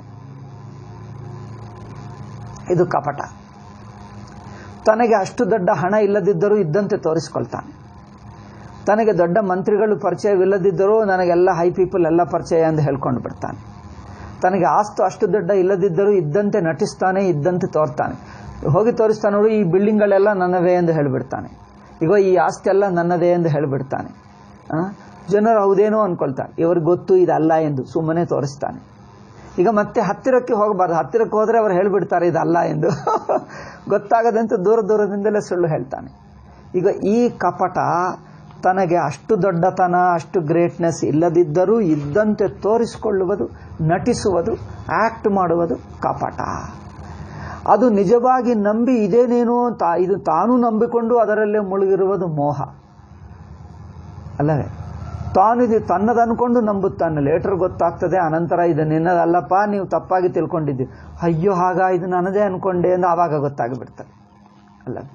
ಮೋಹದಲ್ಲಿರುವವನಿಗೆ ತಪ್ಪಿನಲ್ಲಿರುತ್ತಾನೆ ಗೊತ್ತಿಲ್ಲ. ಕಪಟಿಯಲ್ಲಿ ಬೇಕೆಂದು ಮೋಸ ಮಾಡ್ತಾನೆ. ತಪ್ಪೆಂದು ಗೊತ್ತಿದ್ದರೂ ತನಗೆ ಗೊತ್ತು, ಇನ್ನೊಬ್ಬರಿಗೆ ಮಾತ್ರ ಏನು ಗೊತ್ತಿಲ್ಲದಂತೆ ನಟಿಸಿ ಹೇಳಿಬಿಡ್ತಾನೆ ಕಪಟಿ. ಅದರಿಂದ ಇಲ್ಲಿ ಮಾಯಾವಿ ಅಂದರೆ ತನ್ನಲ್ಲಿರುವ ತಪ್ಪುಗಳು, ದೋಷಗಳನ್ನೆಲ್ಲ ಮುಚ್ಚಬೇಡ. ಯಾವುದಿದೆಯೋ ಹಾಗೆ ಮನಸ್ಫೂರ್ತಿಯಾಗಿ ಒಪ್ಪುಕೋ. ಏಕೆಂದರೆ ನಿಧಿಧ್ಯಾಸನ ಸ್ಥಿತಿಗೆ ಬಂದ ನಂತರ ತನ್ನಲ್ಲಿ ಅಭಿಮಾನ, ಅಹಂಕಾರ, ದೋಷಗಳು, ತಪ್ಪುಗಳು ಒಂದು ಚೂರಿದ್ದರೂ ಕಂಡು ಬರಬೇಕು. ಮುಚ್ಚಬಾರದು.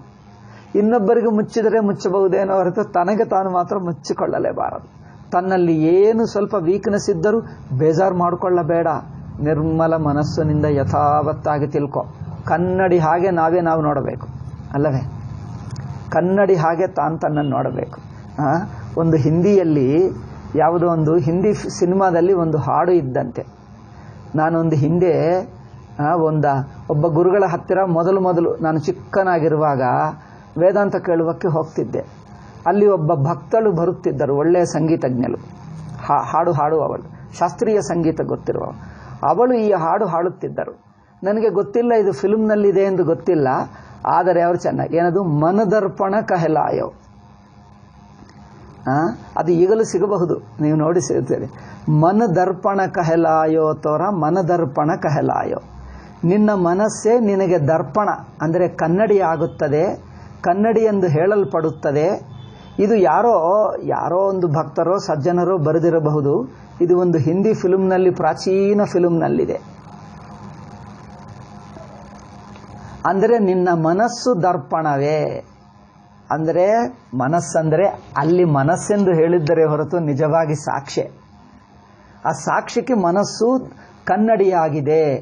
ನಿನ್ನ ಮನಸ್ಸಿನಲ್ಲಿ ಜೀವನದಲ್ಲಿ ಸುಖ ದುಃಖ ಅಭಿಮಾನ ಅಹಂಕಾರ ರಾಗ ದ್ವೇಷ ಎಲ್ಲ ತೋರಿಸ್ಕೊಳ್ತದೆ.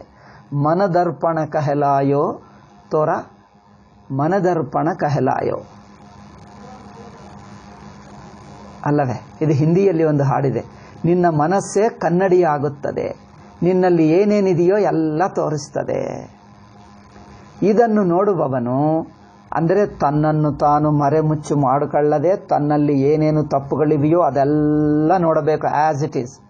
ನೋಡಿ ಸಾಕ್ಷಿ ನೋಡಿದರೆ ನಮಗೆ ತಪ್ಪುಗಳು ಕಂಡು ಬಂದರೆ ಬೇಜಾರಾಗ್ತದೆ. ಅಯ್ಯಯ್ಯೋ ನನ್ನಲ್ಲಿವೆ, ಅಯ್ಯೋ ನಮಗೆ ನನ್ನಲ್ಲಿರುವ ತಪ್ಪುಗಳು ರಾಗ ದ್ವೇಷ ಮೋಹ ಅಹಂಕಾರ ಏನೇನೋ ಕೆಟ್ಟ ಬುದ್ಧಿಗಳು ಯೋಚನೆಗಳು ಬಂದರೆ ನಮಗೆ ಬೇಜಾರಾಗ್ತದೆ ಎಂದು ಮುಚ್ಚಿಬಿಡ್ತೀವಿ. ನಾವು ಕಣ್ಣು ಮುಚ್ಚಿಕೊಳ್ತೀವಿ.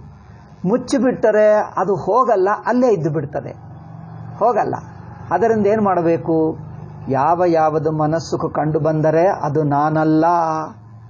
ನಾನಲ್ಲ ಎಂದು ಬಿಡಿಸ್ಕೊಂಡು ನೀವು ಸಾಕ್ಷಿಯಾಗಿರೇ ಹೊರತು ಅದನ್ನು ನೀವು ಮುಚ್ಚಿಕೊಂಡ್ರೆ ಬಿಟ್ಟು ಹೋಗಲ್ಲ. ಆದ್ದರಿಂದ ಮುಚ್ಚಬಾರದು. ನಾನಲ್ಲ ಎಂದು ಬಿಡಿಸ್ಕೊಂಡು ನೀವು ಸ್ವತಂತ್ರವಾಗು, ನೀನು ಸ್ವತಂತ್ರವಾಗು, ಅದನ್ನು ಮುಚ್ಚಬೇಡ. ನೋಡಿ ಎಷ್ಟು ಚೆನ್ನಾಗಿದೆ. ಕಪಟದಲ್ಲಿ ಏನು ಮಾಡ್ತಾನೆ? ಮುಚ್ಚುತ್ತಾನೆ. ಕಪಟವಿಲ್ಲದೆ ಅಮಾಯಾವಿ ಬುದ್ಧಿಯ ವಿಶುದ್ಧಯ ಯುಕ್ತೋ, ವಿಶುದ್ಧವಾಗಿರಬೇಕು. ಇದೆಲ್ಲ ಶ್ಲೋಕದಲ್ಲಿಲ್ಲ, ಶಂಕರಾಚಾರ್ಯರ ಅರ್ಥದಲ್ಲಿದೆ.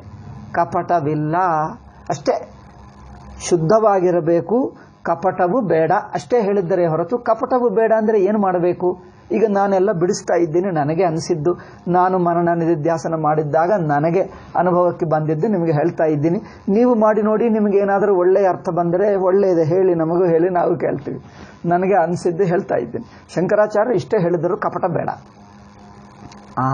ಬುದ್ಧಿಯ ವಿಶುದ್ಧಯ ಯುಕ್ತೋ, ಕಪಟವಿಲ್ಲದ ಮನಸ್ಸಿನಿಂದ ನಮ್ಮಲ್ಲಿ ಯಾವ ಪ್ರಕೃತಿ ಅಂಶ ಇಂದ್ರಿಯಗಳು ಮನಸ್ಸುಗಳು ಮನೋದೋಷಗಳು ಯಾವುದನ್ನು ನಾನು ಒಂದು ಅಭಿಮಾನ ಪಟ್ಕೊಂಡಿದ್ದೀನೋ ಅದನ್ನು ಯಾವುದು ಮುಚ್ಚದೆ ಕನ್ನಡಿಯಾಗಿಟ್ಕೋ. ಕಪಟವಿಲ್ಲ ಅಂದ್ರೇನು?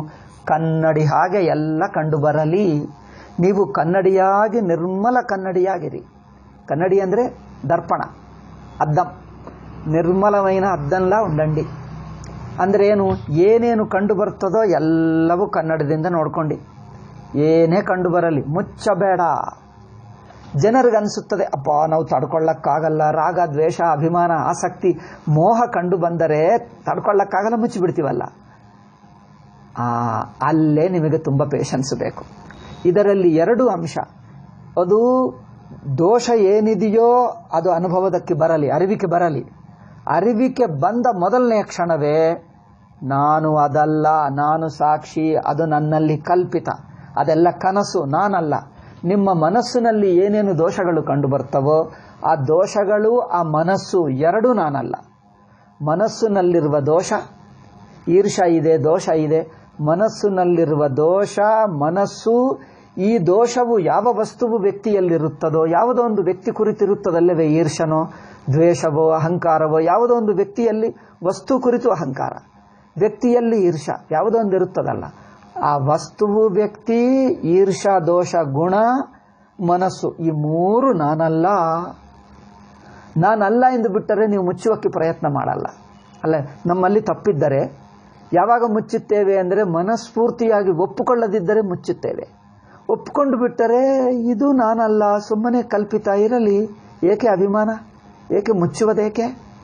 ಯಾವುದೇ ಗುಣ ಇರುತ್ತದೆ ಅದು ತಾನಲ್ಲ. ಅರಿವಿನಲ್ಲಿ ಕಲ್ಪಿತವಾಗಿ ಕನಸು ನೋಡುತ್ತಾ ಇದೆ. ಕನಸಿನಲ್ಲಿ ಆಗಿದ್ದಕ್ಕೆ ನಿನಗೇಕೆ ಬೇಜಾರು? ನೀನು ಸಾಕ್ಷಿ, ಇದೆಲ್ಲ ಕನಸೆ. ನಿಮ್ಮಲ್ಲಿ ಯಾವ ದುರ್ಗುಣ ಕಂಡು ಬರಲಿ ಅದೆಲ್ಲ ಕನಸು, ತಾನು ಮಾತ್ರ ಸಾಕ್ಷಿ. ಹೀಗೆ ಅರಿವಾಗಿ ನಿಂತಿದ್ದರೆ ಇದೆಲ್ಲ ಅವಸ್ಥೆಯಲ್ಲಿ ತೋರುವ ಕಲ್ಪಿತವೇ. ಹೀಗೆ ತಿಳಿಯುವಕ್ಕೆ ಅವಕಾಶವಾಗ್ತದೆ. ನಿಧಿಧ್ಯಾಸನದಲ್ಲಿ ಹೀಗೆ ಬಿಡಿಸಿಕೊಳ್ಳಬೇಕು. ಸೊ ಇದು ಹೇಗೆ ಯಾವುದು ಬಿಡಿಸಿಕೊಳ್ಳಬೇಕು ಮುಂದಿನ ಶ್ಲೋಕಗಳಲ್ಲಿ ಹೇಳ್ತಾರೆ ಗುಣಗಳನ್ನು. ಸೊ ವಿದ್ಯಾ ವಿಶುದ್ಧಯ ಯುಕ್ತೋ ಧೃತ್ಯಾತ್ಮಾನಂ ನಿಯಮ್ಯ ಚ. ಧೃತಿ ಅಂದರೆ ಒಂದು ಮನಸ್ಸಿನ ಶಕ್ತಿ. ಯಾವ ಧೃತಿ? ಸಾತ್ವಿಕ ಧೃತಿ. ಇಂದ್ರಿಯ ಮನಸ್ಸುಗಳನ್ನು ನಿಗ್ರಹಿಸುವುದಕ್ಕೆ ಬಿಗಿ ಹಿಡಿಯುವುದು ಬೇಡ. ಒಂದು ಸಂಕಲ್ಪದಿಂದ ನಾನು ಮನಸ್ಸು ಬೇರೆ ಕಡೆ ಹೋಗಬೇಕಾಗಿಲ್ಲ, ಆತ್ಮ ಕಡೆನೇ ತಿರುಗಿಸಿ ತತ್ವ ವಿಚಾರ ಮಾಡಬೇಕು ಅಂದರೆ ಸಾಕು. ಮನಸ್ಸು ಸುಮ್ಮನೆ ಇಲ್ಲಿರಬೇಕಷ್ಟೆ.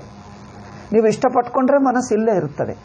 ಅಂದರೆ ಇಷ್ಟಪಟ್ಕೊಂಡ ಮಾತ್ರದಿಂದ ಮನಸ್ಸು ಇಲ್ಲಿದೆ ಅಂದರೆ ಸಾತ್ವಿಕನ ಮಾತು ಕೇಳುತ್ತದೆ.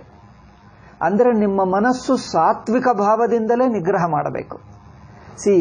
ಸಾತ್ವಿಕ ಧೈರ್ಯ ಬೇರೆ, ರಾಜಸ ಧೈರ್ಯ ಬೇರೆ, ತಾಮಸ ಧೈರ್ಯ ಬೇರೆ. ತಾಮಸ ಧೈರ್ಯ ಹೇಗಿರುತ್ತದೆ? ತಾಮಸ ಧೈರ್ಯ ಅಂದರೆ ಫೋರ್ಸಿಬಲಿ ಕಂಟ್ರೋಲ್ ಮಾಡುವುದೇ ತಾಮಸ ಧೈರ್ಯ ಅಲ್ಲವೇ? ಇನ್ನೊಬ್ಬರು ತಪ್ಪು ಮಾಡಿದ್ದರೆ ಕೋಲು ಹಿಡ್ಕೊಂಡು ಹೊಡೆಯುವುದು ಅದೊಂದೇ ಧೈರ್ಯ. ರಜೋಗುಣ ಧೈರ್ಯ ಅಂದ್ರೆ ಏನು? ಆಕರ್ಷಣೆ ಮಾಡಿ, ನೀತಿ ಮಾತು ಹೇಳಿ, ಸಿಹಿ ಮಾತುಗಳು ಹೇಳಿ, ಅಯ್ಯೋ ಹಾಗೆ ಮಾಡಬೇಡಪ್ಪ, ನಿಮಗೆ ಹೀಗೆ ಒಳ್ಳೆಯದು, ಹೀಗೆ ಒಳ್ಳೆಯದು ಎಂದು ಅಂದರೆ ಆಸಕ್ತಿ ತೋರಿಸಿ, ಟೆಂಪ್ಟೇಷನ್ ಮಾಡಿಸಿ ಅವರನ್ನು ಕಂಟ್ರೋಲ್ನಲ್ಲಿ ಇಟ್ಕೊಳ್ಳುವುದು. ಅಂದರೆ ಆಕರ್ಷಣ ತೋರಿಸಿ, ಆಸೆ ತೋರಿಸಿ, ಫಲ ಕೊಟ್ಟು, ರಜೋಗುಣದಲ್ಲಿ ಫಲಾಸಕ್ತಿ ಇರುತ್ತದೆ. ಸಾತ್ವಿಕ ನಿಗ್ರಹವೇನು? ಮನಸ್ಸಿಗೆ ಇದು ನಿಗ್ರಹವಾಗಬೇಕು ಎಂಬ ಮನಸ್ಸಿಗೆ ಸಂಕಲ್ಪ ಬಂದರೆ ನಿಗ್ರಹ ಆಗಿಬಿಡುತ್ತದೆ ಅಷ್ಟೇ. ಸಾತ್ವಿಕ ಧೈರ್ಯ ಅಂದರೆ ನಾನು ಮನಸ್ಸನ್ನು ನಿಗ್ರಹಿಸಿಕೊಳ್ಳಬೇಕು, ನಿಗ್ರಹವೇ ಒಂದು ಆನಂದ, ನಿಗ್ರಹ ಇಟ್ಕೊಳ್ಳುವುದೇ ಸಾತ್ವಿಕ ಗುಣ ಎಂದು ಅನಿಸಿದ್ದರೆ ಅಷ್ಟೇ, ಮನಸ್ಸು ನಿಗ್ರಹವಾಗಿರುತ್ತದೆ. ಅದಕ್ಕೀಗ ಇನ್ನೇನು ಆಶಾ ಗೀಸ ತೋರಿಸಬೇಕಾಗಿಲ್ಲ. You don't have to tempt it, attract it, ಏನು ಮಾಡಬೇಕಾಗಿಲ್ಲ. ತಮೋ ಗುಣಕ್ಕೆ ಏನು ಮಾಡಬೇಕು? ನಿಗ್ರಹ ಬೇಕಂದರೆ ಫೋರ್ಸಿಬಲಿ ಕಂಟ್ರೋಲ್ ಮಾಡಬೇಕು. ರಜೋಗುಣಕ್ಕೆ ಏನು ಆ ಮಾತು ಈ ಮಾತು, ಸಿಹಿ ಸಿಹಿ ಮಾತುಗಳು ಹೇಳಿ ಆಕರ್ಷಣೆ ತೋರಿಸಿ ನಿಗ್ರಹ ಮಾಡಬೇಕು. ಇನ್ನೂ ಉದಾಹರಣೆ ಹೇಳಲ್ಲ, ಹೆಚ್ಚಿಗೆ ನಿಮಗೆ ಅರ್ಥವಾಯಿತು ಅನಿಸುತ್ತದೆ. ಒಬ್ಬನು ಪರೀಕ್ಷೆಗೋಸ್ಕರ ಏನಪ್ಪ ಪರೀಕ್ಷೆ ಇದೆ, ಈಗ ಸಿನಿಮಾ ನೋಡಬೇಡ, ಟಿವಿ ನೋಡಬೇಡ ಎಂದು ಅವರಿಗೆ ಆಸೆ ತೋರಿಸಿ, ನೀವು ಪರೀಕ್ಷೆ ಪಾಸ್ ಆದರೆ ನಿನಗೆ ಅದಾಗ್ತದೆ, ಇದು ಬರುತ್ತದೆ, ಇದು ಬರುತ್ತದೆ, ನೀವು ದೊಡ್ಡ ಆಫೀಸರ್ ಆಗ್ತದೆ, ತುಂಬ ಹಣ ಬರುತ್ತದೆ, ಅದಕ್ಕೋಸ್ಕರ ಕೆಲವು ದಿವಸ ಸಹಿಸ್ಕೋಪ್ಪ ಕಷ್ಟಗಳು ಅಂದರೆ ಕಷ್ಟಗಳು ಸಹಿಸ್ಕೊಳ್ತಾ ಇದ್ದಾನೆ. ಇಂದ್ರಿಯ ಮನಸ್ಸು ಬಿಗಿಯಲ್ಲಿ ಹಿಡ್ಕೊಳ್ತಾ ಇದ್ದಾನೆ. ಆದರೆ ಯಾವುದೋ ನಾಳೆಯ ದಿವಸ ಆಸೆ ನೋಡಿಕೊಂಡು ಇವತ್ತು ನಿಗ್ರಹವಾಗಿರುತ್ತಾನೆ. ನಾಳೆಯ ದಿವಸ ಆಸೆ ನೋಡಿಕೊಂಡು ಇವತ್ತು ನಿಗ್ರಹ ಮಾಡ್ತಾನೆ. ಅದು ಪರ್ಮನೆಂಟ್ ನಿಗ್ರಹ ಅಲ್ಲ, ತಾತ್ಕಾಲಿಕ ನಿಗ್ರಹ. ಈಗ ತಮೋಗುಣ ಇರುತ್ತಾನೆ, ನಿನಗೋಸ್ಕರನೇ ಅಪ್ಪ ನೀವು ಪರೀಕ್ಷೆ ಪಾಸ್ ಆದರೆ ನಿನಗೆ ಒಳ್ಳೆಯದಾಗ್ತದೆ ಎಂದು ಹೇಳಿದ್ದರೂ ಕೇಳಲ್ಲ. ಈಗ ಆವಾಗ ಏನು ಹೇಳಬೇಕು? ಹೊಡೆದು ಇಲ್ಲೇ ಇರು, ನೀವು ಸಿಗರೇಟ್ ಸೇದಬೇಡ, ಏನು ಸಾರಾಯಿ ಕುಡಿಯಬೇಡ, ಅಲ್ಲಿ ಹೋಗಬೇಡ, ಇಲ್ಲಿ ಹೋಗಬೇಡ ಎಂದೇನು ಮಾಡಬೇಕು? ಅವರಿಗೆ ಬಲವಂತವಾಗಿ ಅಲ್ಲಿ ನಿಲ್ಲಿಸಬೇಕಷ್ಟೇ. ಬಲವಂತವಾಗಿ ಹೆದರಿಸಿ ಹೊಡೆಯುತ್ತೀನಿ ಎಂದು ಬೇಕಾದರೆ ಒಂದೆರಡು ಸಲ ಹೊಡೆದು ತೋರಿಸಿದರೆ ಈಗ ಅಮ್ಮ ಕೋಪ ಮಾಡಿಕೊಂಡು ನನ್ನನ್ನು ಹೊಡೆದ ಹೊಡೆಯುತ್ತಾನೆ ಎಂದು ಕೋಪ ಮಾಡ್ಕೊಂಡು ಅಲ್ಲೇ ಇರ್ತಾನೆ, ಹೋಗಲ್ಲ. ಅಂದರೆ ಕೆಟ್ಟ ಕೆಲಸ ಬಿಡುವುದಕ್ಕೆ ಇಂದ್ರಿಯ ನಿಗ್ರಹ, ಮನೋನಿಗ್ರಹ, ಬಲವಂತವಾಗಿ ನಿಗ್ರಹ ಮಾಡಿಕೊಂಡ್ರೆ ತಮೋಗುಣ ಅಂದರೆ ಕೆಳಮಟ್ಟದ ನಿಗ್ರಹ. ರಜೋಗುಣ ನಿಗ್ರಹ ಅಂದ್ರೇನು? ಇವತ್ತು ನಿಗ್ರಹ ಮಾಡ್ಕೋ ಅಕ್ಕ, ಕೆಲವೇ ದಿವಸ, 2-3 ದಿವಸ, 4 ದಿವಸ, ನಂತರ ನಿಮಗೆ ಒಳ್ಳೆಯದು, ಹಣ ಬರುತ್ತದೆ, ಕೀರ್ತಿ ಬರುತ್ತದೆ, ತುಂಬ ಬರುತ್ತದೆ. 4 ದಿವಸ ಕಂಟ್ರೋಲ್ ಮಾಡ್ಕೋ ಅಪ್ಪ, ಏನಿದೆ, ನಂತರ ಎಲ್ಲ ನಮ್ಮದೇ, ಬೇಕಾದಷ್ಟು ಅನುಭವಿಸಬಹುದು. ಏಕೆ ಅಂದರೆ ಇದು ಚೆನ್ನಾಗಿದೆ ಅಂದರೆ ಯಾವುದೋ ಆಸೆ ನೋಡಿಕೊಂಡು ತಾತ್ಕಾಲಿಕ ನಿಗ್ರಹ ಮಾಡ್ತಾನೆ. ಈ ತಾತ್ಕಾಲಿಕ ನಿಗ್ರಹ ಪರ್ಮನೆಂಟ್. ಈಗ ಸಾತ್ವಿಕ ನಿಗ್ರಹ ಹೇಗೆ? ನಿಗ್ರಹವೇ ಒಂದು ಮನಸ್ಸಿಗೆ ಆನಂದ. ಮನಸ್ಸು ಚಂಚಲತೆ ಬಿಡುತ್ತದೆ, ಬಹಿರ್ಮುಖ ಬಿಡುತ್ತದೆ, ಆಸಕ್ತಿ ಬಿಡುತ್ತದೆ. ಭಗವತ್ ಚಿಂತನೆಯಲ್ಲಿ ಸಾತ್ವಿಕ ಭಾವನದಲ್ಲಿದ್ದರೆ ಆ ನಿಗ್ರಹವೇ ಒಂದು ಆನಂದ. ಇದು ಸಾತ್ವಿಕ ಧೈರ್ಯ. ಈ ಸಾತ್ವಿಕ ಗುಣವೇ ಸಾತ್ವಿಕ ಧೈರ್ಯ. ಈ ಧೈರ್ಯದಿಂದ ಧೃತ್ಯಾತ್ಮಾನಂ ನಿಯಮ್ಯ ಚ ಶಬ್ದಾದೀನ್ ವಿಷಯಾಂಸ್ ತ್ಯಕ್ತ್ವಾ, ಹೊರಗಿನ ವಿಷಯಗಳ ಮೇಲೆ ಮನಸ್ಸನ್ನು ಹೋಗದೆ ಸಹಜವಾಗಿಲ್ಲಿ ಬಂದಿರುತ್ತದೆ. ರಾಗದ್ವೇಷವ್ಯದಸ್ಯ ಚ, ಮಿಕ್ಕದು ವಿವಿಕ್ತ ಸೇವಿ, ಏಕಾಂತದಲ್ಲಿರುವುದು, ಲಘ್ವಾಶಿ, ಅಲ್ಪಾಹಾರ ತಿನ್ನುವುದು. ಇವೇಕೆ ಅಂದರೆ ಏಕಾಂತದಲ್ಲಿದ್ದರೆ ಮನಸ್ಸು ವಿಕ್ಷೇಪವಾಗಲ್ಲ. ಲೌಕಿಕ ವಿಷಯ, ರಾಜಕೀಯ ವಿಷಯ, ಆ ಘಟನೆಗಳು, ಈ ಘಟನೆಗಳು, ಸಂಪಾದನೆಗಳು, ಅದೆಲ್ಲ ಯೋಚನೆ ಮಾಡ್ತಾ ಇದ್ದರೆ, ಜನರ ಬಂಧುಗಳ ಮಧ್ಯ ಇದ್ದರೆ ಮನಸ್ಸು ವಿಕ್ಷೇಪ ಹೆಚ್ಚಾಗ್ತದೆ. ಅವರು ಬಿಡುವುದೇ ಅಲ್ಲ, ಅದು ಬೇಕು, ಇದು ಬೇಕು, ಅಲ್ಲಿ ಹೋಗೋಣ, ಇಲ್ಲಿ ಹೋಗೋಣ, ಇದು ಮಾಡೋಣ, ಇವುಗಳೇ ಮಾತಾಡ್ತಾರೆ. ಅಥವಾ ಯಾರ ಮೇಲೆ ಇದ್ದರೆ, ಕೋಪವಿದ್ದರೆ, ದ್ವೇಷ ಇದ್ದರೆ, ಜಗಳ ಇದ್ದರೆ ಅದು ಹೇಳ್ತಾರೆ. ಅದರಿಂದ ಯಾರೋ ಒಬ್ಬರ ಮೇಲೆ ಪಕ್ಷಪಾತ ತೋರಿಸುವ ಹಾಗೆ ಮಾಡ್ತಾರೆ. ಅದರಿಂದ ಮನಸ್ಸು ಹಾಳಾಗ್ತದೆ. ಏಕಾಂತವಿದ್ದರೆ ಇನ್ನು ಯಾರೂ ಇಲ್ಲ, ಇನ್ನೊಬ್ಬರು, ನಾವು ನಿಶ್ಚಿಂತವಾಗಿರ್ತೀವಿ. ಅಲ್ಪಾಹಾರ ತಗೊಂಡರೆ ಶರೀರಕ್ಕೆ ನಿದ್ದೆ ಬರಲ್ಲ, ಶರೀರವು ಆರೋಗ್ಯವಾಗಿ, ಸ್ವಸ್ಥವಾಗಿ, ಸಾತ್ವಿಕವಾಗಿರುತ್ತೆ. ಯಥವಾಕ್ಕಾಯ ಮಾನಸ, ಇಂದ್ರಿಯ ಮನಸ್ಸುಗಳಿಗೆ ನಿಗ್ರಹ. ಧ್ಯಾನ ಯೋಗ ಪರೋ ನಿತ್ಯಂ ವೈರಾಗ್ಯಂ ಸಮುಪಾಶ್ರಿತ. ಧ್ಯಾನ ಯೋಗ ಪರೋ ನಿತ್ಯಂ, ನಿತ್ಯವೂ ಧ್ಯಾನ ಯೋಗ ಮಾಡಬೇಕು. ಇದು ನೋಡಿ, ನಿಧಿಧ್ಯಾಸನ ಹಂತಕ್ಕೆ ಬಂದಿರುವವನು ಅತ್ಯಂತ ವಿರಕ್ತ ಸನ್ಯಾಸಿಯಾಗಿರುವವನಿಗೆ ಹೇಳಿದ್ದಿದು. ನಿರಂತರವು ನಿತ್ಯ ಧ್ಯಾನ ಯೋಗ ಪರೋ ನಿತ್ಯಂ ಹೇಳಿದ್ದಾರೆ. ನಿತ್ಯಂ ಅಂದ್ರೇನು? ನಿರಂತರ ಧ್ಯಾನದಲ್ಲಿರಬೇಕು ಎಂದರ್ಥ.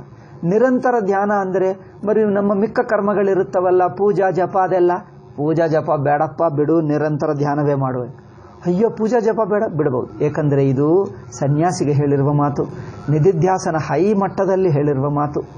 ಮೇಲೆ ಮಟ್ಟದ ನಿಧಿಧ್ಯಾಸನಕ್ಕೆ ಬಂದರೆ ಈಗ ಪೂಜಾಗಳು ಮಂತ್ರಗಳು ಜಪಗಳು ಬಿಟ್ಟು ಬಿಡ್ತಾನೆ. ಏಕೆ?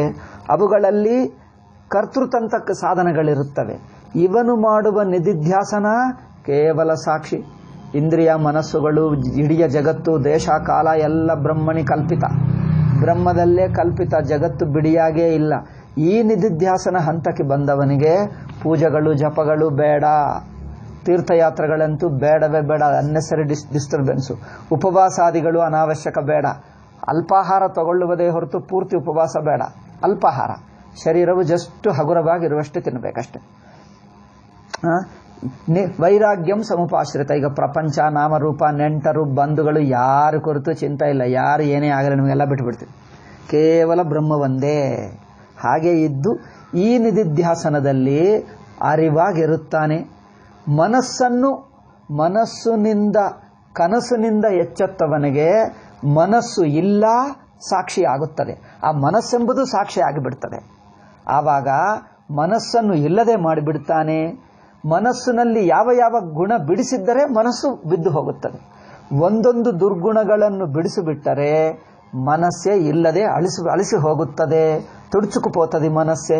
మనస్సులోని గుణాలను వదిలిస్తే మనస్సే ತುడుಚುకుపోతుంది. ಇದು ನಿಧಿಧ್ಯಾಸನೆ. ಅಂದರೆ ಮನಸ್ಸಿನಲ್ಲಿ ಗುಣಗಳನ್ನು ಬಿಡಿಸಿದ್ದರೆ ಮನಸ್ಸೇ ಇಲ್ಲದೆ ಆಗುತ್ತದೆ. ಯಾವ ಯಾವ ಗುಣಗಳನ್ನು ಬಿಡಿಸಬೇಕು? ಮುಂದಿನ ಶ್ಲೋಕ ನೋಡಿ. ಅಹಂಕಾರಂ ಬಲಂ ದರ್ಪಂ ಕಾಮಂ ಕ್ರೋಧಂಚ ಪರಿಗ್ರಹಂ ವಿಮುಚ್ಯ ನಿರ್ಮಮ ಶಾಂತೋ ಬ್ರಹ್ಮಭೂಯಾಯ ಕಲ್ಪತೆ. ಇಲ್ಲಿ ಹೇಳ್ತಾ ಇದ್ದಾರೆ, ಅಹಂಕಾರ, ಬಲ, ದರ್ಪ, ಕಾಮ, ಕ್ರೋಧ, ಪರಿಗ್ರಹ, ಈ ಗುಣಗಳನ್ನೆಲ್ಲ ಬಿಡಿಸಬೇಕು. ಇಲ್ಲಿ ಸೂಕ್ಷ್ಮ ವ್ಯತ್ಯಾಸ ಇದೆ ನೋಡಿ. ಸಾಮಾನ್ಯ ವೈರಾಗ್ಯ ಕರ್ಮಯೋಗದಲ್ಲಿಯೂ ಒಂದು ಚೂರು ವೈರಾಗ್ಯ ಬೇಕು. ಅಲ್ಲಿಯೂ ಇವೇ ಗುಣಗಳು ಹೇಳಿದ್ದಾರೆ. ರಾಗದ್ವೇಷ ಬಿಡು, ಅಹಂಕಾರ ಬಿಡು, ಕಾಮಕ್ರೋಧಗಳು ಬಿಡು ಹೇಳ್ತೀವಿ. ಮತ್ತೆ ನಿಧಿಧ್ಯಾಸನದಲ್ಲಿ ಅಹಂಕಾರ ಬಿಡು, ಕಾಮಕ್ರೋಧಗಳು ಬಿಡು ಹೇಳ್ತಾರೆ. ಅದಕ್ಕಿದಕ್ಕೆ ವ್ಯತ್ಯಾಸವೇನು ನೋಡಿದ್ದೀರಾ? ಸೂಕ್ಷ್ಮ ವ್ಯತ್ಯಾಸ ಇದೆ. ಕರ್ಮಯೋಗ ಮಟ್ಟದಲ್ಲಿ ವೈರಾಗ್ಯ ಇರುತ್ತದೆ, ಅಲ್ಲಿಯೂ ಅಹಂಕಾರ ಬಿಡು, ರಾಗದ್ವೇಷ ಬಿಡು ಹೇಳ್ತೀವಿ. ಅದಕ್ಕಿದಕ್ಕೆ ವ್ಯತ್ಯಾಸ ಏನೆಂದರೆ, ಕರ್ಮಯೋಗ ಹಂತದಲ್ಲಿ ದುರ್ಗುಣಗಳನ್ನು ಬಿಡಿಸಿಕೊಂಡರೆ ಮನಸ್ಸಿನಲ್ಲಿ ದುರ್ಗುಣಗಳು ಬಿಟ್ಟು ಸಾತ್ವಿಕ ಮೂಡಿಕೆ ತಂದು ಮನಸ್ಸನ್ನು ಸಾತ್ವಿಕ ಮಾಡ್ತೀವಿ, ಮನಸ್ಸು ಶುದ್ಧಗೊಳಿಸ್ತೀವಿ, ದುರ್ಗುಣಗಳನ್ನು ಬಿಡಿಸ್ತೀವಿ. ನಿಧಿಧ್ಯಾಸನದಲ್ಲಿ ಈ ಅಹಂಕಾರ, ಕಾಮ, ಕ್ರೋಧ ಗುಣಗಳನ್ನು ಬಿಡಿಸುವ ಜೊತೆಗೆ ಮನಸ್ಸೇ ಇಲ್ಲದಾಗುತ್ತದೆ. ಇದು ವ್ಯತ್ಯಾಸ. ನಿಧಿಧ್ಯಾಸನದಲ್ಲಿ ರಾಗದ್ವೇಷಗಳನ್ನು ಬಿಡಿಸುವುದಕ್ಕೆ ಹೇಳ್ತಾರೆ, ಕರ್ಮಯೋಗ ಹಂತದಲ್ಲಿ ರಾಗದ್ವೇಷಗಳನ್ನು ಬಿಡಿಸುವಕ್ಕೆ ಹೇಳ್ತಾರೆ. ಎರಡರಲ್ಲಿ ವ್ಯತ್ಯಾಸ ಇದೆ ನೋಡಿ. ಗೊತ್ತಾಗ್ತಾ ಇದೆಯಾ? ಕರ್ಮಯೋಗ ಹಂತದಲ್ಲಿ ರಾಗ ಬೇಡ, ಕಾಮ ಬೇಡ, ಕ್ರೋಧ ಬೇಡ. ಅಂದ್ರೆ ಏನು? ವಸ್ತುಗಳಿರುತ್ತವೆ, ವಸ್ತುಗಳ ಮೇಲೆ, ಆಸ್ತಿಗಳ ಮೇಲೆ, ಯಾರೋ ಮನುಷ್ಯರ ಮೇಲೆ ರಾಗದ್ವೇಷಗಳು ಬಿಡಿಸಿ ಮೋಹ ಬಿಟ್ಟು ಮನಸ್ಸು ಸಾತ್ವಿಕ ಮಾಡ್ಕೊಳ್ತೀವಿ, ಅವರನ್ನು ಉಪೇಕ್ಷೆ ಮಾಡ್ತೀವಿ. ಅವರು ಯಾರೋ ನಮಗೇಕೆ, ವಸ್ತುಗಳು ನಮಗೇಕೆ, ಎಲ್ಲ ಬಿಟ್ಟು ಬಿಡ್ತಾ ಅವರ ಮೇಲೆ ಮೋಹ ಬಿಡಿಸ್ಕೊಳ್ತದೆ, ರಾಗದ್ವೇಷ ಬಿಡಿಸ್ಕೊಳ್ತದೆ. ಇದು ಕರ್ಮಯೋಗ ಹಂತದಲ್ಲಿರುವ ವೈರಾಗ್ಯ. ಕರ್ಮಯೋಗ ಹಂತದಲ್ಲಿರುವ ದುರ್ಗುಣಗಳನ್ನು ಬಿಡಿಸಿಕೊಳ್ಳುವುದು, ಆಧ್ಯಾತ್ಮಿಕ ಗುಣಗಳನ್ನು ಪಡ್ಕೊಳ್ಳುವುದು. ಅಲ್ಲಿ ಮನಸ್ಸು ಸಾತ್ವಿಕವಾಗಿ ಶುದ್ಧವಾಗಿ ಆನಂದವಾಗ್ತದೆ. ಇಲ್ಲಿ ನಿಧಿಧ್ಯಾಸನದಲ್ಲಿ ಯಾರ ಮೇಲೆ ಮೋಹ ಬಿಡ್ತೀವೋ, ವಸ್ತುಗಳು, ನಾಮರೂಪಗಳು, ಮನುಷ್ಯರ ಮೇಲೆ ರಾಗದ್ವೇಷ, ಅಭಿಮಾನ, ಅಹಂಕಾರಗಳನ್ನು ಬಿಡುತ್ತಾ ಮನಸ್ಸೇ ಇಲ್ಲದಾಗುತ್ತದೆ. ಅವಸ್ಥೆಯೇ, ಎಚ್ಚರ ಅವಸ್ಥೆಯೇ ಇಲ್ಲದಾಗುತ್ತದೆ. ಸಾಕ್ಷಿ ಮಾತ್ರ ಉಳಿಯುತ್ತದೆ. ಇದು ನಿಧಿಧ್ಯಾಸನದಲ್ಲಿ ಗುಣಗಳನ್ನು ಬಿಡಿಸುತ್ತಾ ಗುಣಗಳ ಸಮೇತ ಮನಸ್ಸೇ ಹೋಗುತ್ತದೆ. ಅಲ್ಲಿ ಗುಣಗಳು ಬಿಡುತ್ತವೆ, ಶುದ್ಧ ಮನಸ್ಸಿರುತ್ತದೆ ಕರ್ಮಯೋಗ ಹಂತದಲ್ಲಿ. ಸೂಕ್ಷ್ಮ ವ್ಯತ್ಯಾಸ ಇದೆ ನೋಡಿ. ಅದಕ್ಕೋಸ್ಕರ ನಾನು ಮೊದಲು ಕೇಳಿದಾಗ ಈ ಆಧ್ಯಾತ್ಮಿಕ ಗುಣಗಳೆಲ್ಲ ಕರ್ಮಯೋಗ ಹಂತದಲ್ಲೇ ಬಿಡಿಸ್ಕೋ ಹೇಳ್ತಾರೆ. ಮತ್ತೆ ನಿಧಿಧ್ಯಾಸನ ಬಂದಾಗ ಮತ್ತೆ ಗುಣಗಳು ಬಿಡು ಎಂದು ಹೇಳ್ತಾರೆ. ಏಕೆ? ನನಗೆ ಅರ್ಥವಾಗ್ತಿರ್ಲಿಲ್ಲ. ಯಾರೋ ಹೇಳಿದರೆ ಹೌದು ಎಂದು ಹೇಳ್ತಾರೆ ಅಷ್ಟೇ ಹೊರತು ನನಗೆ ಬಿಡಿಸಿ ಹೇಳಲೇ ಇಲ್ಲ. ಮತ್ತೆ ಸಚ್ಚಿದಾನಂದೇಂದ್ರ ಸ್ವಾಮೀಜಿಗೆ ಬಂದ ನಂತರನೇ ಗೊತ್ತಾಯ್ತು. ಐ ಟೆಲ್ ಯು, ನಿಮಗೆ ವೇದಾಂತ ಫೈನಲ್ ಪರ್ಫೆಕ್ಟ್ ಆಗಬೇಕಂದ್ರೆ ಸಚ್ಚಿದಾನಂದ ಸ್ವಾಮೀಜಿ ಸಂಪ್ರದಾಯದಲ್ಲಿ ಕೇಳುವವರೆಗೂ ನಿಮ್ಮ ವೇದಾಂತ ಪೂರ್ಣಗೊಳ್ಳಲ್ಲ. I assure you, it want become complete.